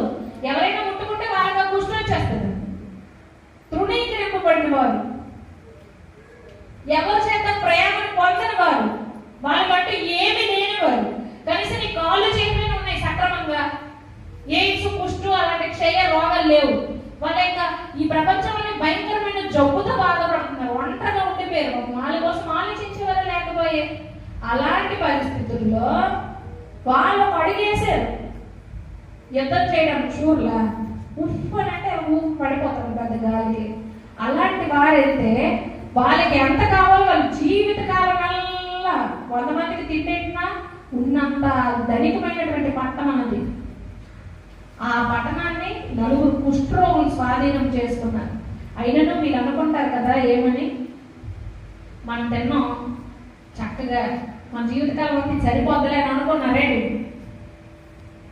మనం తిన్నాం కదా, మన పట్టణంలో అందరూ కరుగుతూ ఉండిపోయారు, పాపం తిండి తిప్పలు లేవు, ఇదంతా పట్టుకెళ్ళి రాజుగారికి ఇద్దాం, రాజుగారు అందరికి ఇస్తే అందరు కడుపులు నిండుతాయి అని ఎవరు అనుకున్నారండి? ఒక తృణీకరింపబడిన కుష్ఠరోగులు అనుకున్నారు. అలాగే ఈ లోకంలో పాపం చేత శాపం చేత ఎవరూ లేక ఒంటరిగా ఉన్న నిన్ను దేవుడు పట్టుకున్నాడు. నేను బతికితే చాలు, నేను ఆశీర్వదింపబడితే చాలు, నాకు ఉద్యోగం వచ్చింది చాలు, నా బ్రతుకు చాలు అని నువ్వు అనుకోకూడదు. నువ్వు పొందినటువంటి రక్షణ అక్కడ పట్టణం అంతా పొందుకోవాలని కుష్ఠరోగులు అనుకున్నారు. ఈ రోజు నువ్వు పొందినటువంటి రక్షణ కనీసం నీ వల్ల 10 మంది అయినా పొందుకోవాలని నువ్వు అనుకోవాలి. అర్థమైన వాళ్ళు దేవునికి స్తోత్రం చెప్పాలి. హల్లెలూయా. అలా అనుకుంటున్నావు నువ్వు, నా కడుపు నా ఇది నాకు చాలులే అని అనుకుంటున్నావు. లేదు, అది మన రెస్పాన్సిబిలిటీ. అలా వాళ్ళు పరిగెట్టారు కాబట్టి దేవుడు విజయం ఇచ్చాడు వాళ్ళకి. తర్వాత మనము పరిగెట్టేటప్పుడు ఎలా పరిగెట్టాలో తెలుసా? ఈ లోకం అనే పద్యప్రంగంలో కుష్ఠరోగులు ఎలా పరిగెట్టారు? వెనక్కి తిరిగి చూసారండి, చిత్తియండి.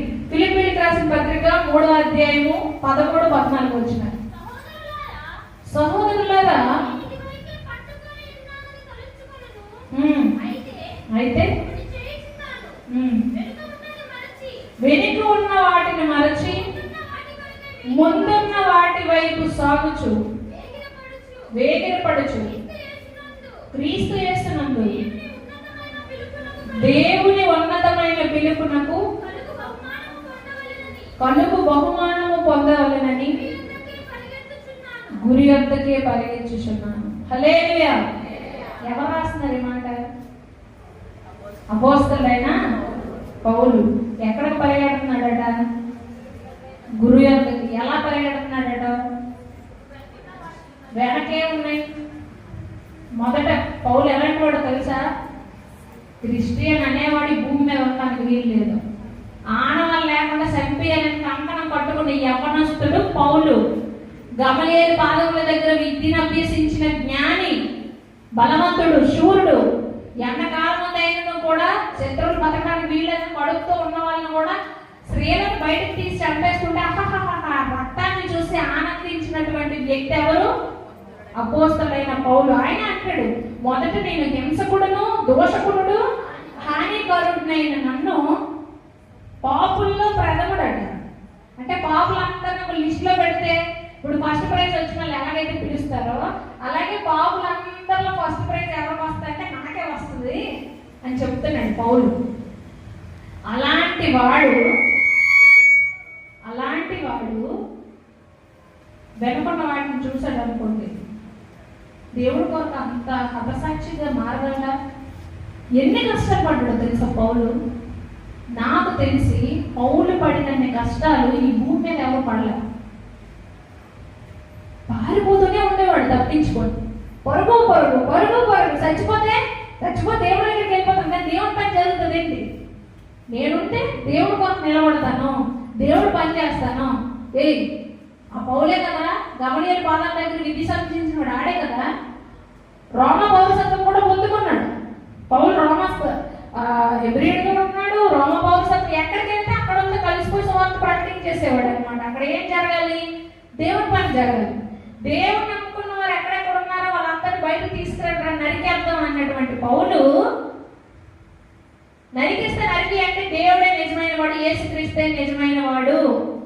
మరణం కూడా ఆయన్ని బట్టి ఉంచలేకపోయింది. పునరుద్ధారుడైనటువంటి దేవుడే నిజమైన దేవుడు. ఆయన త్వరలో రాబోతున్నాడు, నిన్ను తీసుకెళ్ళబోతున్నాడు తనతో పాటు. ఎప్పుడు వెళ్తామంటే ఆయన యందు విశ్వాసం ఉంచి నీ పాప రోత జీవితాన్ని విడిచిపెట్టి బాప్తిస్మం పొంది దేవుడి కొరకే ఈ పత్తి రంగంలో వెనుకున్న వాటిని మరిచి నువ్వు పరిగెడతావో అప్పుడు నిన్ను తనతో పాటు తీసుకెళ్ళబోతున్నాడు అని చెప్తున్నాడు. ఎంత ధైర్యంగా సమాజ మందిరాల్లోకి వెళ్ళి ఎక్కడ పడితే అక్కడికి వెళ్ళి ప్రకటిస్తూ ఉండేవాడు. పెళ్లి కూడా చేసుకోకుండా, పిల్లల్ని కూడా కనకుండా, తనకు ఒక ఇంటిని నిర్మించుకోకుండా పరుగే పరుగు. ఎప్పుడైతే ఆ దమస్కు అనే మార్గంలో దేవుడు దర్శించాడో అప్పటి నుంచి పౌలు అసలు తన కోసమే ఆలోచించలేదు. రాళ్ళతో రుమ్మేసేవారు, బండి ఈ పెద్ద పెద్ద బోండాల మధ్య పెట్టేసి కటకటాల్లో వేసేసి కొట్టేసి హింసించి. కొన్నిళ్ళు రాసిన మొదటి పత్రిక 12 అక్కడ 5 కష్టాలన్నీ ఉంటాయి. ఒకటి తక్కువ 40 కొరడా దెబ్బలు, రాత్రి అంతా 3 రోజులు వాడ బద్దలైపోయి నీటిలో ఉన్నాడట. గంపల్లోని శత్రువులు వచ్చి చంపేస్తారేమో అని కొంతమంది దేవుని శిష్యులు గంపల్లో నుంచి దించారు పౌల్ని. ఆయన బతికితే సేవ చేస్తాడని అంతగానో పరిగెత్తి పరిగెత్తి పరిగెత్తి పరిగెత్తి లాస్ట్ అంటాడు,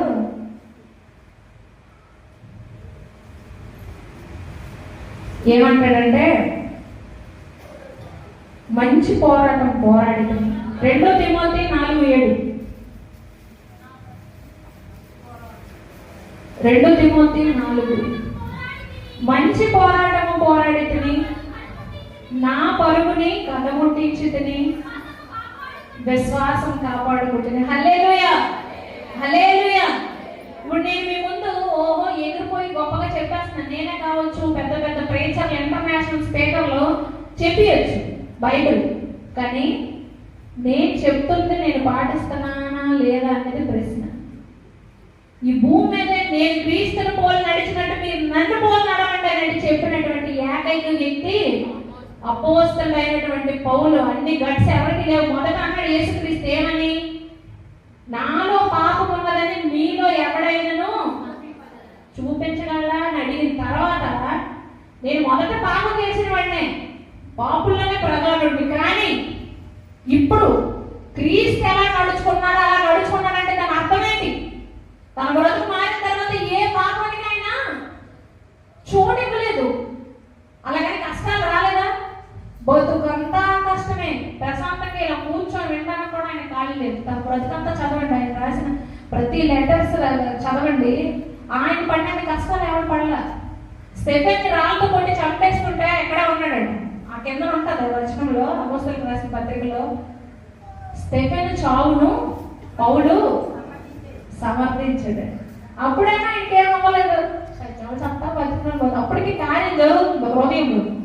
కానీ దేవుడు ఎప్పుడైతే అమాంతంగా తనలోకి వచ్చేసాడో మొండివారిపోయాడండి దేవుడి కోసం.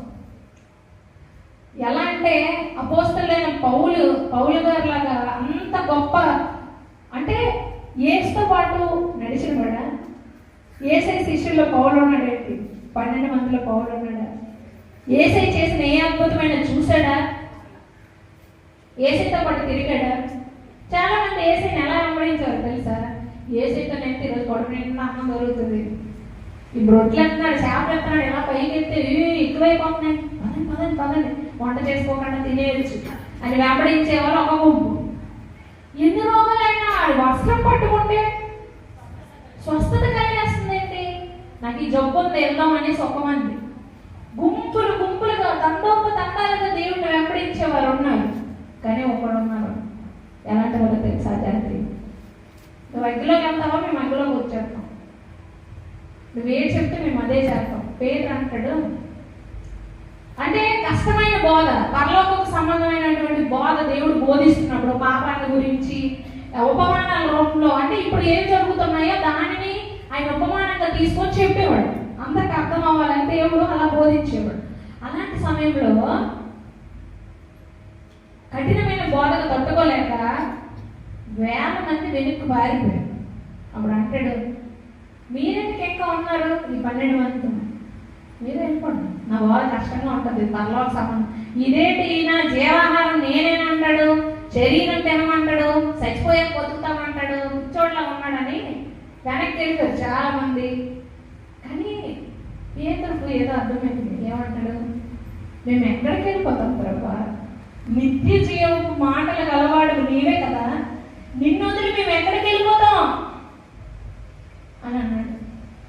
అలా మొదలెట్టాడు.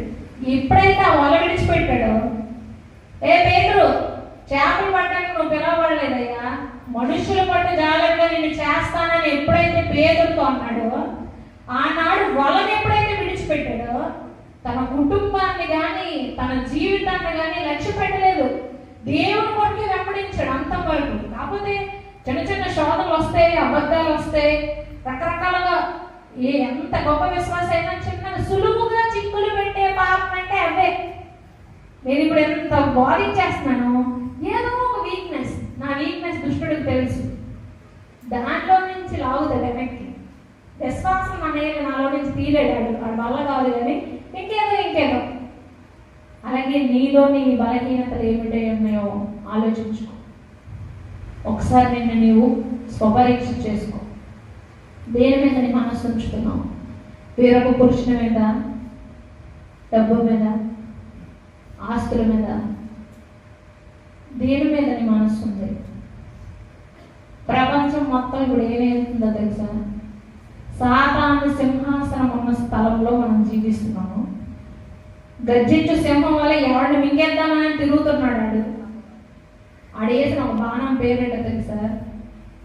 వ్యభిచారం, జారత్వం, ప్రేమ, మోసం, మత్తు. ఒక్కొక్క బాణం పేరు అది. ఈ డ్రగ్స్ తీసుకోరా, సూపర్ ఉంటుంది, మత్తు భలే ఉంటుంది. లేదా వీరితో ఉండు, ఆ సెక్షువల్ రిలేషన్షిప్స్లో ఎంత ఆనందం ఉందో తెలుసా నీకు? నీ భర్తలో ఏముంది? నీ భర్తలో ఏం లేదు, ఆడు బాగున్నాడు అంటాడు, ఆడు నీలోనే ఇదొకటి చెప్తుంది, ఇదొకటి చెప్తుంది. ఈ రెండింటికి లొంగో, దీనికే లొంగాలి. హల్లెలూయా, హల్లెలూయా. వాటిని జయించలేమా? కష్టమా? నువ్వు ఎంత శ్రమ పడగలవో దానికి మించిన శ్రమ దేవుడు నీకు పెట్టడు. ఇందులో ఉన్న ప్రతి ఆజ్ఞ మనం ఫాలో అవ్వగలిగినవే పెట్టాడు దేవుడు. ఫాలో అవ్వలేనివి ఏం పెట్టలేదు. నీకు ఆకాశం నుంచి చంద్రమండలం కింద తెమ్మన్నాడు కదా, అలాంటివే పెట్టలేదు. మనం ఫాలో అవ్వగలిగినవే పెట్టాడు. వాటిని ఫాలో అయితే చాలు. అందుకే సులువుగా చిక్కులు పెట్టే పాపం, ఈనాడు ఎలాంటి సులువుగా చిక్కులు పెట్టే పాపం నిన్ను ఆవరించున్నదో ప్లీజ్ టెస్ట్ యువర్ సెల్ఫ్. ఒక్కసారి మిమ్మల్ని మీరు తోపు చూసుకోండి. ఎలాంటి ఈనాడు చిన్న పాపమే కదా క్షమించేస్తారు, చిన్నదే కదా. No, will become big. అది చాలా పెద్దదైపోద్ది. పడవలో చిన్న రంధ్రం పడవచ్చు, చిన్నదే, కానీ నీరంతా మీదకి వచ్చి పడవే మునిగిపోద్ది. హల్లెలూయా, హల్లెలూయా. ఆ చిన్న అవిశ్వాసమైనను చిన్న పాపానికైనను కూడా నీ లైఫ్లో నువ్వు చూడలేకూడదు. అఫ్కోర్స్ వస్తాయి, నీ చుట్టే ఉంటారు వాళ్ళు. ఇప్పుడు వీళ్ళ అమ్మ నీ చుట్టూ చాలా మంది అన్నారు, ఏ వాక్యం ఏమది, పడుకో ఎలా చెప్తుందాడా, పడుకో అని దుష్టుడు నీతోనే మాట్లాడుతూ ఉంటాడు. ఆమె చెప్తుంది నిజమైన అబద్ధమా, చెప్తారులే తెల్లారి చూద్దాం, ఇప్పుడు వినేసి తెల్లారి వదిలేద్దాం. రకరకాలుగా దుష్టుడు నిన్ను ప్రేరేపిస్తాడు. వాడి పని అదే, నువ్వు వాడి వైపు వెళ్ళిపోవాలి, వాడి రాజ్యం గెలవాలన్నదే కదా వాడి యొక్క ఆలోచన. నువ్వు లొంగిపోకూడదు, దేవుడి కొరకు బలంగా నుంచోవాలి. నీకు ఎన్ని శోధనలు వచ్చినా, ఎన్ని బాధలు వచ్చినా, ఏది నీకు లేని కలిగినా కూడా నువ్వు దేవుడి మీద ఆధారపడు. మరీ నిన్ను విడిచిపెట్టాడే దేవుడు. నిజంగా నువ్వు ఆయన ముందు ఉంచితే, నేనే మీ ముందు కథలు చెప్పట్లేదు, నేను వాస్తవాలు చెప్తున్నాను. నా లైఫ్లో ప్రతిదీ ఒక అద్భుతమే. ఇలా బ్రతికి ఉంది, ఇంత దూరం వచ్చి మీతో మాట్లాడుతున్నానంటే ఇట్స్ ఓన్లీ గాడ్స్ గ్రేస్. దేవుని గొప్పతనం వేరొకటి లేదు. మీకంటే నేను నీతి మంత్రాలని నాకు ఏదో నాలెడ్జ్ ఉందని కూడా మీ భాష గారు నన్ను అక్కడ పిలవలేదు. పాల్ గారులాగా నేను బాబులో ప్రధానమైన దాన్ని, అన్నింట్లో ములికి తేలిన దాన్ని. కానీ అవన్నింటిలో ఏమీ లేదని నాకు తెలిసిపోయింది. సూర్యుని కింద జరుగుతుందంతా కూడా లేచినోడు లేగుతున్నాడు, పడుకున్నాడు, తిన్నాడు, సచ్చితే పాదుకుంటున్నాడు, పెళ్ళి అయితే పంచం చేస్తున్నాడు, తెల్లారి పిల్లలు పడకపోతే ఏడుతున్నాడు. ఎందులో ఏమీ లేదు. కానీ దేవుని ఎందు భయభక్తులు కలిగి ఉన్నట్టు, ఎవడైతే దేవుని ఎందు భయభక్తులు కలిగి ఉంటాడో వాడు నిత్య జీవం పొందుకుంటాడో, అది శాశ్వతమైనది, అది ఎవరు తీసుకోలేనిది అని రాజుగారికి చెప్పవరంలో జ్ఞానోదయం అయింది. ఎవరికి? సొలొమోనుకి. ఎవరు ఉన్నప్పుడు ఎంతమంది భార్యలు, ఎంతమంది ఉపపత్నులు బాగా ఆనందించాడు, సంతోషించాడు. ఎంతలో ఏం లేదట, అనుభవపూర్వకంగా చెప్తున్నాడు.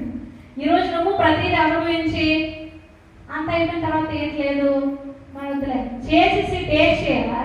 ఒరే అక్కడ ఉంటుందరా, పడిపోతావంటే అచ్చ ఉండదు, నేను పడే చూస్తానంటే పోతాం. అందుకే రాయించాడు దేవుడి ముందన్నీ. సొలొమోను లైఫ్ అంతా అందుకే రాయించాడు. అక్కడ అగ్ని ఉంది, అక్కడ గోల్డ్ ఉంది అని నీకు మొదట చెప్పినప్పుడు విను, నేను ఎక్స్పీరియన్స్ చేస్తాను అంటే చెయ్యి. సరాసరి నిచ్చిన లేకుండా వెళ్ళిపోతారు అక్కడికి, నరకానికి. కాబట్టి take care of your self. చాలా జాగ్రత్తగా మనల్ని మనం కాపాడుకోవాలి. అయితే మనం ఈ లోకం అనే యుద్ధ రంగంలో యుద్ధాన్ని జయించాలంటే ఏమేమి చేయాలో అదే ఏపీసీకి రాసిన పత్రిక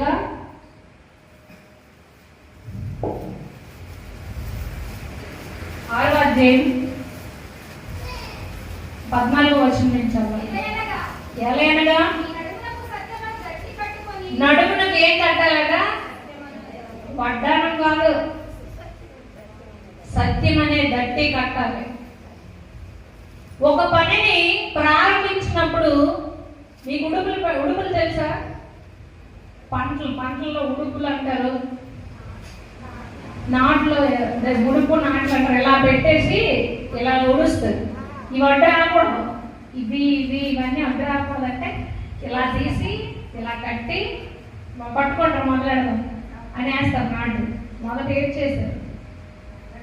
నడుముకి కట్టుకున్నారు. అడ్డు రాకూడదు, నడుముకు బలం రావాలి. నువ్వు ఈరోజు ఈ క్రైస్తవ జీవితంలో ఈ యుద్ధంలో ముందుకు సాగాలంటే మొదట ఏం చేయాలి? సత్యం అనే దట్టి నీ నడుమును కట్టుకోవాలి. నీ నోటంటే అబద్ధమే రాకూడదు. ఏ అబద్ధము కూడా సత్య సంబంధమైనది కాదని మీరు ఎరుగురా? ఏ అబద్ధము సత్య సంబంధమైనది కాదు. ప్రతి అబద్ధము ఆ దుష్టుడి నుంచి వచ్చిందే. కాబట్టి నీ మాట అవునంటే అవును, కాదంటే కాదన్నట్టుగానే ఉండాలి. చిన్న అబద్ధమేలే, నో, చిన్న అబద్ధమైన కూడా అది పైనుంచి వచ్చింది కాదు, దుష్టుడి నుంచి వచ్చింది. తర్వాత సత్యం అనే దట్టి కట్టుకోవాలి, మర్చిపోద్దు. నువ్వు నీతి అనే మైమూరు అంటే శరీరం మొత్తం నీతితోనే నిండబడి ఉండాలి. యుద్ధానికి వెళ్ళినవాడు ఏం వేసుకుంటాడు? కవచాలు. ఒంటి నిండా ఎక్కడ తగలకూడదు. ఆనాడు గొలియాతు వేసుకున్నాడు కదా, ఈ ప్లేస్ తప్ప మిగతా మొత్తం వేసాడు, ఈ ప్లేస్ తప్ప. అలాంటి మైమూరుకు తొడుక్కోవాలి. నెక్స్ట్ పాదములకు సమాధాన సువార్త వలనైన సిద్ధ మనస్సు అనే జోడు తొడుగుకోవాలి. సిద్ధ మనస్సు జోడు అంటే ఏంటండి? చెప్పులు. సిద్ధ మనస్సు అంటే ఇప్పుడు చచ్చిపోతే పర్లోకం వెళ్ళిపోతాను నేను అన్నం చేయగలుగుతండి. ఇప్పుడు చచ్చిపోయినా పర్వాలేదు, దేవుడు రాకడ ఇప్పుడు వచ్చేసిన పర్లేదు, నేను పర్లోకి వెళ్ళిపోతాను నాకు ధైర్యం. అచ్చా మీ భక్తి మీద మీకు నమ్మకం లేదు, చేయి పైకెత్తండి. నేను ఇప్పుడు చనిపోయినా సరే పరలోకం వెళ్ళిపోతాను అన్న చేతులు పైకెత్తి హల్లెలూయా హల్లెలూయా. దేవునికి స్తోత్రం. పరలోకం అనే దోతలు మీ యొక్క మాటలు వెంటనే సంతోషపడుతున్నాయి. పోనీలే సగం మంది చేతులు ఎత్తారు, మిగతా వాళ్ళారా ఆలోచించండి. మనకు సమయం కొంచెమే ఉంది కనుక ఈ సమయంలోనూ చిన్న చిన్న బలహీనతలు ఉంటే వాటిని విడిచిపెట్టి సిద్ధ మనస్సు అనే జోడు తొడుక్కొని దేవుడు రాకడానికి సిద్ధమై దేవుడితో పాటు మనం ఉండాలి. అందుకే మనల్ని దేవుడు పుట్టించాడు. అందుకే పుట్టించాడు. ఈ కొద్ది రోజులు వీళ్ళు కట్టుకోవడానికి, బంగారం వేసుకోవడానికి, ఎంజాయ్ చేయడానికి, పబ్బులకి వెళ్ళడానికి నేను పుట్టించలేదు. నిరంతరము ఆయన సముఖమందు ఆ సియోనులో దేవుని సింహాసనం ఎదుట పరిశుద్ధుడు అనే గానాలాపన చేస్తున్నారు కదా దూతలు.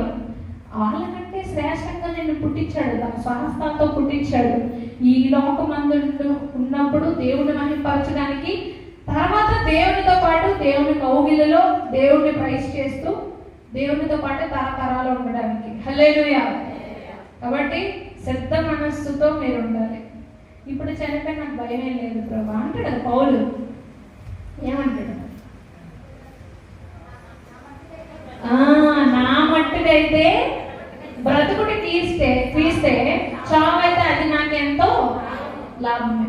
నేను ఇప్పుడు బతికాను అనుకోండి, దేవుడికి మంచిది, దేవుడి పని చేస్తాను. నేను చచ్చిపోయినా నాకు మంచిదే, పైకి వెళ్ళిపోయి చక్కగా దేవుడితో ఉంటాను అన్నట్టున్నాడు. అలా మనం ఉన్నామా ప్రశ్న. ఇప్పుడు చనిపోయినా నాకు పర్వాలేదు, నేను దేవుడి దగ్గరికి వెళ్ళిపోతాననే ధైర్యము, అలాంటి నిరీక్షణతో మనం ఉన్నామా? అలాంటి నిరీక్షణతో ఉంటే ఇప్పుడే దేవుడు వచ్చిన నవ్వుకొని నీ పక్కన ఉన్నాడు దేని బట్టి సంతోషిస్తున్నాడు అందులోనే మునిగిపోయి కిందకి వెళ్ళిపోతాడు. నీవైతే మహిమ శరీరము ధరించుకొని ఏం తెలుసు పైకి వెళ్ళిపోయి దేవుడితో పాటు ఆ రాజ్యమే వేరు. అక్కడ ఆకలి ఉండదు, దప్పిక ఉండదు, నిరంతరం ఆనందమే. అలాంటి ఆనందం మీకు కావాలా? 5 నిమిషాలు 10 నిమిషాలు సుఖం కావాలా? మీ కన్నులు ఎదుటే ఆప్షన్స్ ఉన్నాయి. పర్మనెంట్, ప్రైవేట్, ఏం కావాలి? తీసి ఇవ్వసారు. నాకైతే పర్మనెంట్ కావాలి. హల్లెలూయా హల్లెలూయా. అయితే పరిగెత్తడం మొదలెట్టినోడు ఆపకుండా పరిగెట్టాలి. ఎలా పరిగెట్టాలి? అదేటమ్మా అలాగంటావు, మాకు వయసు అయిపోయింది, మాకెక్కడ బలం, అప్పుడప్పుడు రెస్ట్ తీసుకోవాలి కదా అంటే నీకన్నా ముందు ఇంకోళ్ళు పరిగెట్టేస్తారు. నీ శరీరానికి కావాలి రెస్ట్, కానీ నీ ఆత్మకు అక్కర్లేదు. లూకా రాసిన సువార్త 9:62.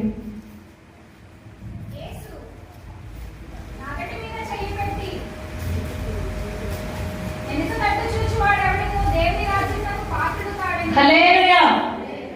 నాగటి మీద చెయ్యి పట్టి వెనుకకు చూసేవాడు దేవుని రాజ్యానికి పాత్రుడు కాడు. మొదట ఏదో అద్భుతం జరిగిందని, మా అమ్మోళ్ళు నమ్ముకున్నారని, మా ఇంట్లో క్రిస్టియన్సే, భర్త క్రిస్టియన్ అని మామూలుగా ఏదో గుంపులో ఏసయ్య దేవానికి స్తోత్రం నాకు ఆత్రం అంటే నువ్వు పరలోకం వెళ్ళిపో. తర్వాత నాకు నచ్చినప్పుడు బాధ ఉన్నప్పుడు దేవుడి నామాన్ని ప్రార్థన చేస్తాను, తర్వాత నాకు నచ్చిన పని నేను చేసుకుంటానంటే కుదరదు. నాగడి మీద చెయ్యి వేసిన తర్వాత, రేస్లో నువ్వు పాల్గొన్న తర్వాత కాలు ఇరిపోయినా సరే పరిగెట్టాలి. ఎందుకంటే పరలోకంలో కాలు లేకపోతే నువ్వు రావద్దని దేవుడు అంటావు. నీకు వండే నేను అభ్యర్థన పరిస్థితి పీరు పక్కన ఇసరే ఏం పర్లేదు, గుడ్డోళ్ళు అక్కడ కాదు, ఏం కాదు, శరీర అవయవాలతో కూడా నాకు సంబంధం లేదు. పరిగెట్టాలి. ఆత్మీయమైనటువంటి పోరాటం ఈ భయంకరమైన ప్రధానులతోనూ అధికారులతోనూ లోక మండలం అంధకారంతో మనం యుద్ధం చేస్తున్నాం కదా. ఎలాంటి బలహీనత నీకు వచ్చినా నువ్వు ఆగిపోకూడదు. ఆగిపోక సాగిపో దేవుని మార్గంలో. అఫ్కోర్స్ ఇది ఇరుకు మార్గం, విశాలంగా ఉండదు. విశాలంగా ఉన్న మార్గము కడకు నరకానికి నడిపిస్తుంది. ఈ ఇరుకు మార్గం మొదట్లో ఇరుగ్గా ఉంటుంది, కానీ పోని విశాలం అయిపోద్ది. ఇప్పుడు విశాలంగా ఉన్నది పోని ఇరుకైపోద్ది. ఏం కావాలి? ప్రియ సంగమా, ఏ మార్గం గుండా మీరు ప్రయాణిస్తున్నారు? ఎలా ప్రయాణిస్తున్నారు? ఆగిపోయారా, సాగిపోతున్నారు అనే ప్రశ్న మీ మనసుకు మీరు అడగవలసినటువంటి ప్రశ్న. ఆగిపోక ముందుకు సాగిపోవాలి. నాగట మీద చెయ్యేసి ఏమో వెనుతిరుగు చూస్తే ఆయన రాజ్యానికి పాత్రలు కాదంట. ఎలాంటి సిచ్యువేషన్స్ వచ్చినా కూడా క్రీస్తుని విడిచిపెట్టకూడదు. బైబిల్లో మనకు చాలా మంది భక్తులు ఉన్నారు. ప్రాణాలు బైబిల్లోనే కాదు, బయట కూడా దేవుని కోసం. ఇప్పుడు ఆ నైజీరియాలో చంపేస్తున్నారు క్రైస్తవుల్ని. చంపిస్తే చంపేయండి, మేము దేవుడి దగ్గరికి వెళ్ళిపోతాం కదా, మా దేవుడు మేము విడిచిపెట్టము. లేదా టైంకి అయినా ఈ మంటల్లో నుంచి, అగ్నిలో నుంచి అయినా కాపాడడానికి మా దేవుడు సమర్థుడు. సింహాలు భూమిలో వేసినా దానియాలకి ఏం కాల, ఏ సింహాలు చచ్చినారు, దానియాలకి ఏం కాల. దేవుని ఆజ్ఞ ఏం జరగదు. అయినా దేవుడు నమ్ముకొని ఎందుకు చనిపోయారంటే ఆయన ఇష్టం, అదే ఆయన ఇష్టం. ఒకరి మరణం వల్ల కూడా మిగతా వారికి విశ్వాసం కలుగుతుందంటే దేవుడు దాన్ని అంగీకరిస్తాడు. అర్థమవుతుందా? ప్రవీణ్ పగడాల గారు చనిపోయారు, కీర్తి గారు చనిపోయారు. వాళ్ళు చనిపోయారు అంతే. వాళ్ళ వల్ల మీరు చూస్తున్నారా ఎంతమంది లేస్తున్నారో. ఆయన ఇచ్చినటువంటి ఎక్స్ప్లెనేషన్స్ అన్ని జనులను సహితం కొద్దిపేస్తుంది. ఈయన చెప్పింది నిజమే, ఈయన కథ చెప్పట్లేదు, బైబిల్ నిజమే అని మన దేశాన్ని గడగడ ఉడికించారు. కొన్ని సంవత్సరాలు బతికిన విశ్వాస వీరులు. అప్పటి కాలంలో కూడా చచ్చితే చేస్తాం, బ్రతికితే బ్రతుకుతాం, కానీ దేవుని కొరకు నుంచుంటాం అని నుంచున్నారు. ఆ పరుగు పందంలో అలాగే పరిగెట్టారు దేవుని కొరకు. నాగటి మీద చేసి ఎప్పుడు వెనుకకు తిరగలేదు ఎవరు. అందుకే అంటాడు చివరిగా, నా పోరాటం నేను పోరాడుకున్నాను, నా పరుగుని కడముట్టించేశాను, విశ్వాసాన్ని ఎండింగ్ వరకు కాపాడుకున్నాను. ఎప్పుడో నాకు నచ్చినప్పుడు కాదు, చచ్చే ముందు కూడా. మీరు ఏమన్నా క్రికెట్ వెళ్ళండి, చావు బతుకుల మధ్య ఉంటారు కదా హాస్పిటల్స్లో ముసలాలు. దేవుడు నాకు నమ్మకం ఉందమ్మా అంటే ఏం దేవుడులే ఉంటుందిలే కాదు. చచ్చిపోయి ఒక నిమిషం ముందైనా నీ విశ్వాసం అలాగే ఉండాలి. చచ్చిపోతే చచ్చిపోతాను, బతికితే బతుకుతాను, నా దేవుడి దగ్గరికి వెళ్ళిపోతాను. చచ్చిపోతే బతికితే ఇక్కడ ఉంటాను, ప్లేసే మారుతుంది.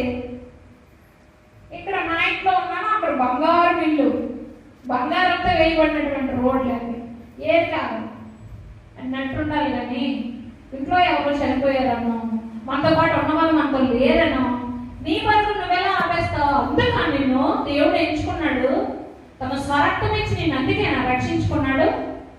నో. నేను ఎందుకు కాపాడాడంటే, నేను ఎందుకు ఈ భయంకరమైన చీకట్లో నుంచి ఆశ్చర్యకరమైన వెలుగులోనికి నిలబెట్టాడంటే, ఎందుకు నీ దీపం వెలిగించాడంటే అనేక మందికి నువ్వు వెలుగివ్వడానికి. హల్లెలూయా. అనేక మందికి నీ వెలుగివ్వాలి. ఎలా సాధ్యం? వీళ్ళకి వీళ్ళకి ఎవరున్నారు? ఏంటి ఎన్ని బాధలు వస్తున్నాయి, ఎంత సంతోషంగా ఉంటున్నారు ఇక్కడ బాబు, ఇది ఏమైనా పిచ్చా అని అనుకోవాలి. వాళ్ళలోనే ఏదో ఉందరా పవర్. ఏంట పవర్?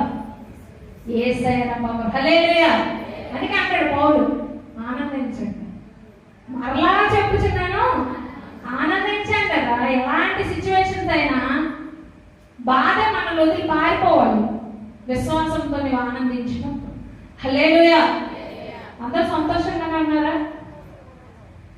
ఓకే, ఫైనల్ గా ఒకే ఒక మాట చెప్తాను. ఎస్తేర్ పరిస్థితి తెలుసు కదా అందరికి.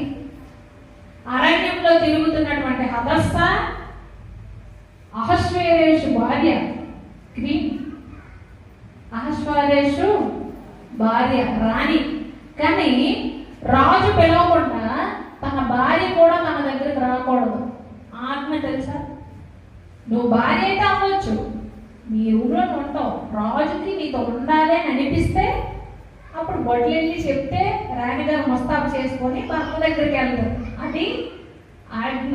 అప్పుడు అలాంటిది ఫస్ట్ తన ప్రజలైన ఇశ్రాయేలీయులకి కష్టం వచ్చింది, భర్తకే పంపిస్తాడు ఆజ్ఞ. ఇలా పరిస్థితి ఎలా ఉంది, ఫస్ట్ భయపడిపోతే భయపడిపోయి అమ్మో రాజు నాకు కట్టం చేత చంపేస్తాడు, నేను వెళ్ళి చెప్పలేనని సైలెంట్ అయిపోయింది. అప్పుడు మొదటికే అంటాడు, ఈ సమయం అంతా నువ్వు సైలెంట్ గా ఉంటే ఇశ్రాయేలీయుల పక్షాన సహాయం చేయవాడు వేరొక దిక్కు నుంచి వచ్చి సహాయం చేస్తాడన్న. అది విశ్వాసం అంటే. హల్లెలూయా. ఇప్పుడు మనకి ఒకరు ₹1,00,000 అప్పిస్తానన్నారు. మీ కొడుకు హాస్పిటల్లో చావు బతుకుల మధ్య ఉన్నాడు, వాడు హ్యాండ్ ఇచ్చాడు, నేను ఏమన్నాడు, అయినా కూడా నా దేవుడు వేరొక పక్షాన్ని సిద్ధపరుస్తాడనే విశ్వాసం నీకు ఉండాలి. హల్లెలూయా, హల్లెలూయా. ఆ విశ్వాసంతో మనం ఉంటే ఎలాంటి కార్యమైనా పొందుకుంటాము. అప్పుడు ఎస్తేర్ కూడా అయ్యో నా ప్రజలకు కష్టం వచ్చినప్పుడు నుంచి చేశానని కుమిలిపోయి పశ్చాత్తాపడి 3 రోజులు ఉపవాసం ఉండి తన ప్రజలకు ఉపవాసం ఉండమని ప్రకటించిన తర్వాత రాజు చంపేస్తే చచ్చిపోతాం. నా బతుకు అరణ్యంలో ఉండేదాన్ని, తల్లిదండ్రులు లేరు, పిల్లతండ్రుల దగ్గర బతికాను, ఇలాంటి ఈ రోజు ఏదో నా పదవి వచ్చిందని, బంగారం వచ్చింది, ఏదో రాజుగారికి భార్యనయ్యానని కొవ్వు చూపిస్తే నా దేవుడు తన రాజ్యం నుంచి నన్ను తీసేస్తాడు. కాబట్టి చావైనా చేస్తాను కానీ ఈసారి ధైర్యం చేసి ఒక అడుగు వేస్తాను అనుకుంటే అడిగేసి ముందుకెళ్ళింది. ఆశ్చర్యశేఖర్ రాజా, నా ప్రజలు తప్పేం లేదు, మా పిల్లతండ్రి తప్పేం లేదు, హామాంతే తప్పంత. దెబ్బకు మారిపోయింది శాసనం. మొట్టకే నూర్తీయాలనుకున్నాడు హామాను. ఎవరు తీసిన కోతులు ఆడే పడతాడంటే ఇదే హామాను ఊరి కంపం ఎక్కాడు. హల్లెలూయా. మన దేవుడికి అసాధ్యమైనది ఏదంటూ ఉన్నదా? అమ్మో, రాజు కట్టం తీసి నన్ను చంపేస్తాడని ఆ పరుగు దాన్ని ఎత్తకపోతే, పరిగెత్తి అహస్వేరోషు దగ్గరికి వెళ్ళకపోతే, ఆ రోజు పరిగెత్తింది కాబట్టి బైబిల్లో ఒక చాప్టర్ ఉంది ఆడవారిని ఓల్డమ్మే అంటే అప్పుడు కాలంలో ఆడవారికి అంత విలువ ఉండేది కాదు, కానీ ఏ చెట్టు చూసినా ఆడవారితోనే నిండిపోద్ది ఇప్పుడు. హల్లెలూయా, హల్లెలూయా. అంటే అంత విశ్వాసము స్త్రీలలో ఉంది, అంత ధైర్యం కూడా ఉంది. శారీరకంగా మనం బలహీనం కావచ్చు, కానీ ఎక్కడి నుంచి తీయబడ్డాం? మనం ఎముకలో నుంచి తీయబడ్డాం. అవునా కదా? పురుషుడు మట్టిలో నుంచి తీయబడ్డాడు, పురుషుని ఎముకలో నుంచి తీయబడినటువంటి ఎవరు? అందుకే మనకి కొంచెం ఎక్కువ కష్టాలు వస్తాయి. ఎముక కదా తట్టుకోగలదండి.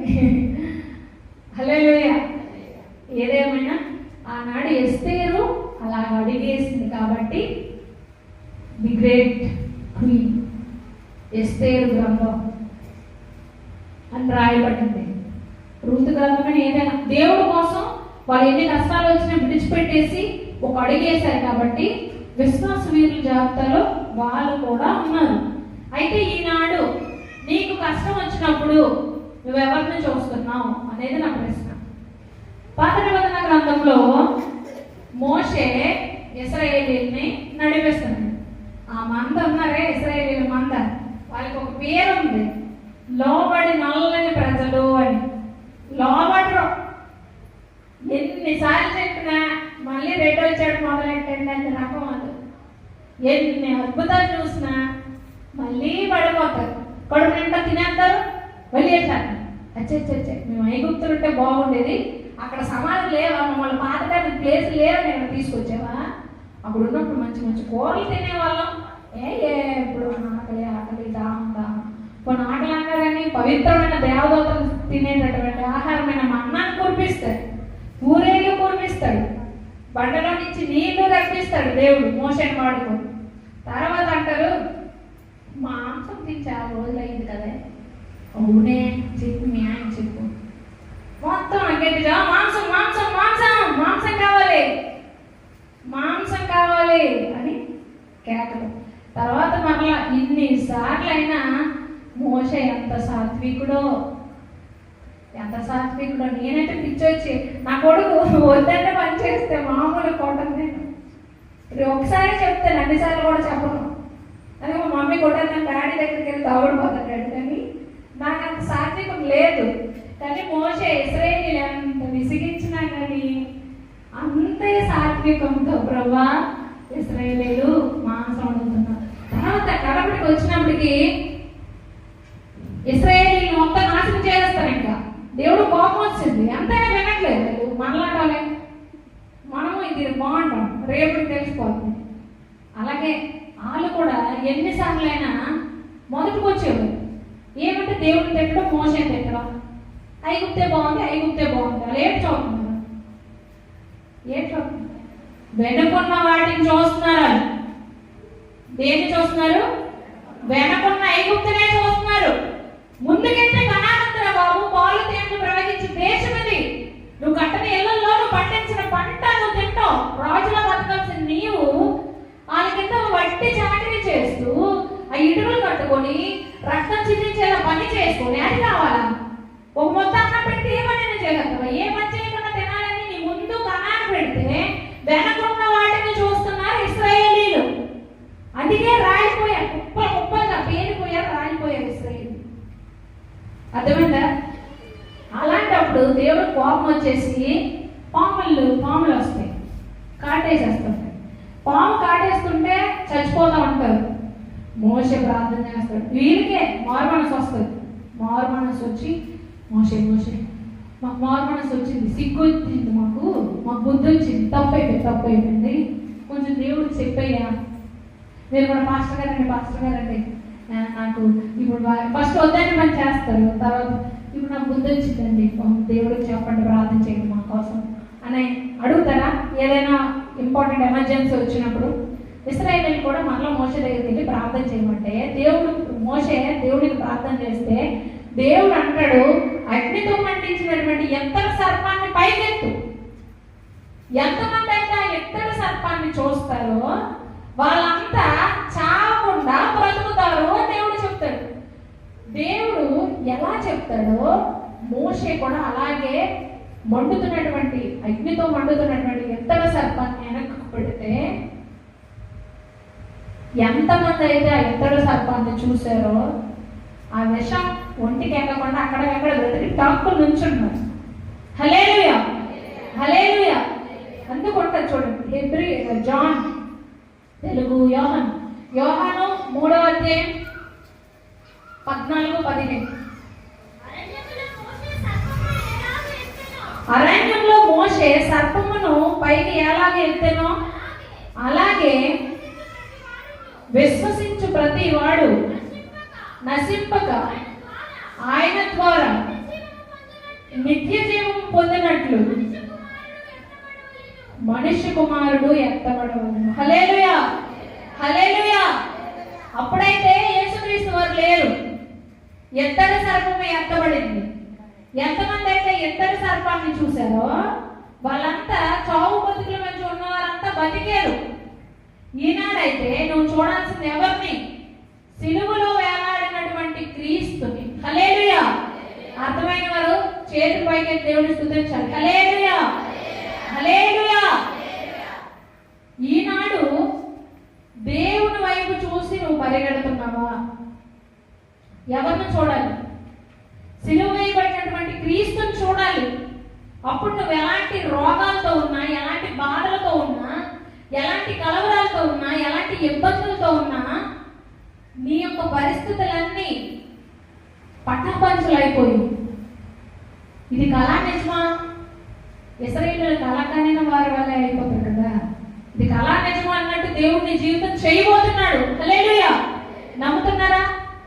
నీ బతుకు ఇప్పటి వరకు ఎలా ఏడవబడిందో, ఎలాంటి పరిస్థితుల్లో ఉన్నారో, స్నేహితుల మధ్య కావచ్చు, ఊర్లో కావచ్చు, కుటుంబంలో కావచ్చు, సంఘంలో కావచ్చు, సొసైటీలో కావచ్చు, ఎలాంటి పరిస్థితుల్లో మీరు ఉన్నారో నాకు తెలియదు, కానీ ఆ పరిస్థితిని తారుమారు చేయబోతున్నాడు దేవుడు.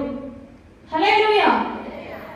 నిన్నే నుంచోబెట్టబోతున్నాడు. తన బిడ్డలను తలగా ఉంచుతాడు కానీ తోకగా ఉంచడు. ఎప్పుడు? దేవుడి వైపు నువ్వు చూసినప్పుడు, వేలాడదీయబడినటువంటి క్రీస్తుని మనం చూసినప్పుడు నీ బ్రతుకు అందరికీ ఆశీర్వాదకరంగా మారిపోద్ది. నువ్వు పరిగెడుతున్నటువంటి రేసులో దేవుడు నీకు జీవ కిరీటం పట్టుకొని రెడీగా ఉన్నాడు నీకు పెట్టడానికి. అది యాకోబు రాసిన పత్రిక 1వ అధ్యాయం 12వ వచనంలో ఉంటుంది. శోధన సహించువాడు ధన్యుడు, ఆయన శోధనకు నిలిచిన వాడై ప్రభు తనను ప్రేమించిన వారికి వాగ్దానము చేసిన జీవ కిరీటాన్ని ఇస్తాడు. హల్లెలూయా, హల్లెలూయా. కావాలా వద్దా జీవ కిరీటం? ఆడపిల్లలు, యవ్వనస్తులు పువ్వులతో చేసినటువంటి కిరీటం పెట్టుకుని ఎలా ఉన్నాను, బాగున్నాను, ఫోటోలు తీసుకుంటారు, సెల్ఫీ తీసుకుంటారు. చేసుకుంటారు, స్టేటస్లు పెట్టుకుంటారు, క్యూట్గా కనిపిస్తారు కదా. ఆడపిల్లలు చిన్నోళ్ళు కానీ ఎవరైనా అందంగా అలంకరించుకుంటే బాగా కనిపిస్తారు కదా, ఏ ఏజ్ గ్రూప్ అయినా సరే. ఎలాంటి ముసలికైనా సరే మనం బాగుండాలని అనిపిస్తుంది ఎవరికైనా సరే. అయితే ఆ జీవ కిరీటం వేసిన తర్వాత మనం ఎలా ఉంటుంది సార్, మెల్ల మెల్ల మెల్ల మెల్ల మెరిసిపోతాం.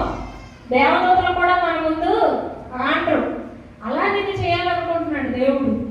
అలాంటి జీవ కిరీటం కొరకు నువ్వు ప్రాకులాడుతున్నావా? అలాంటి జీవ కిరీటం కొరకు నువ్వు పరిగెత్తుతున్నావా? పరిగెత్తుతున్న వారంతా దేవుని స్తుతించాలి. హల్లెలూయా. నేను కొన్ని కారణాల చేత నేను ఆగిపోయాను, కానీ ఇప్పుడు మరలా నేను లేస్తాను. మేక అంటాడు, శత్రువా నేను పడిపోయానని సంతోషపడద్దు, నేను కింద పడినా మరలా లేస్తాను అన్నాడు. కొన్ని బలహీనతల వల్ల మనం పడిపోయినా కూడా మరలా లేచి పరిగెడదాం. ఎవరిని చూస్తూ పరిగెడదాం? క్రీస్తుని చూసి. హల్లెలూయా, హల్లెలూయా. కాబట్టి ఈనాడు మన పరుగు దేవుని కొరకే ఉండాలి, దేవుని చూస్తూ పరిగెట్టాలి. ఆ జీవి కిరీటం మనం అంతా పొందుకోవాలని దేవుని ఆశ. అలాంటి జీవి కిరీటాలు నేను ఒక్కదాన్ని కాదు, ఒక మన పాస్టర్ గారు కాదు, ప్రతి ఒక్కరు దేవుని విశ్వసించిన ప్రతి ఒక్క బిడ్డ కూడా అలాంటి జీవ కిరీటాన్ని పొందుకోవాలి అనేది దేవుని ఆశ. అలాగే మనం అందరము పొందుకొందుము గాక. హల్లెలూయా.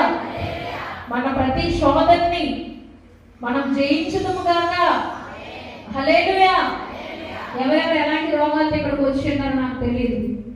మిమ్మల్ని పట్టి పీడిస్తున్నటువంటి ఆ రోగమే కావచ్చు, ఆ దుష్ట శక్తులే కావచ్చు, సర్వశక్తులను నీకు యేసునామములో బయటకు పొమ్మని ఆజ్ఞాపించలేస్తున్నాము.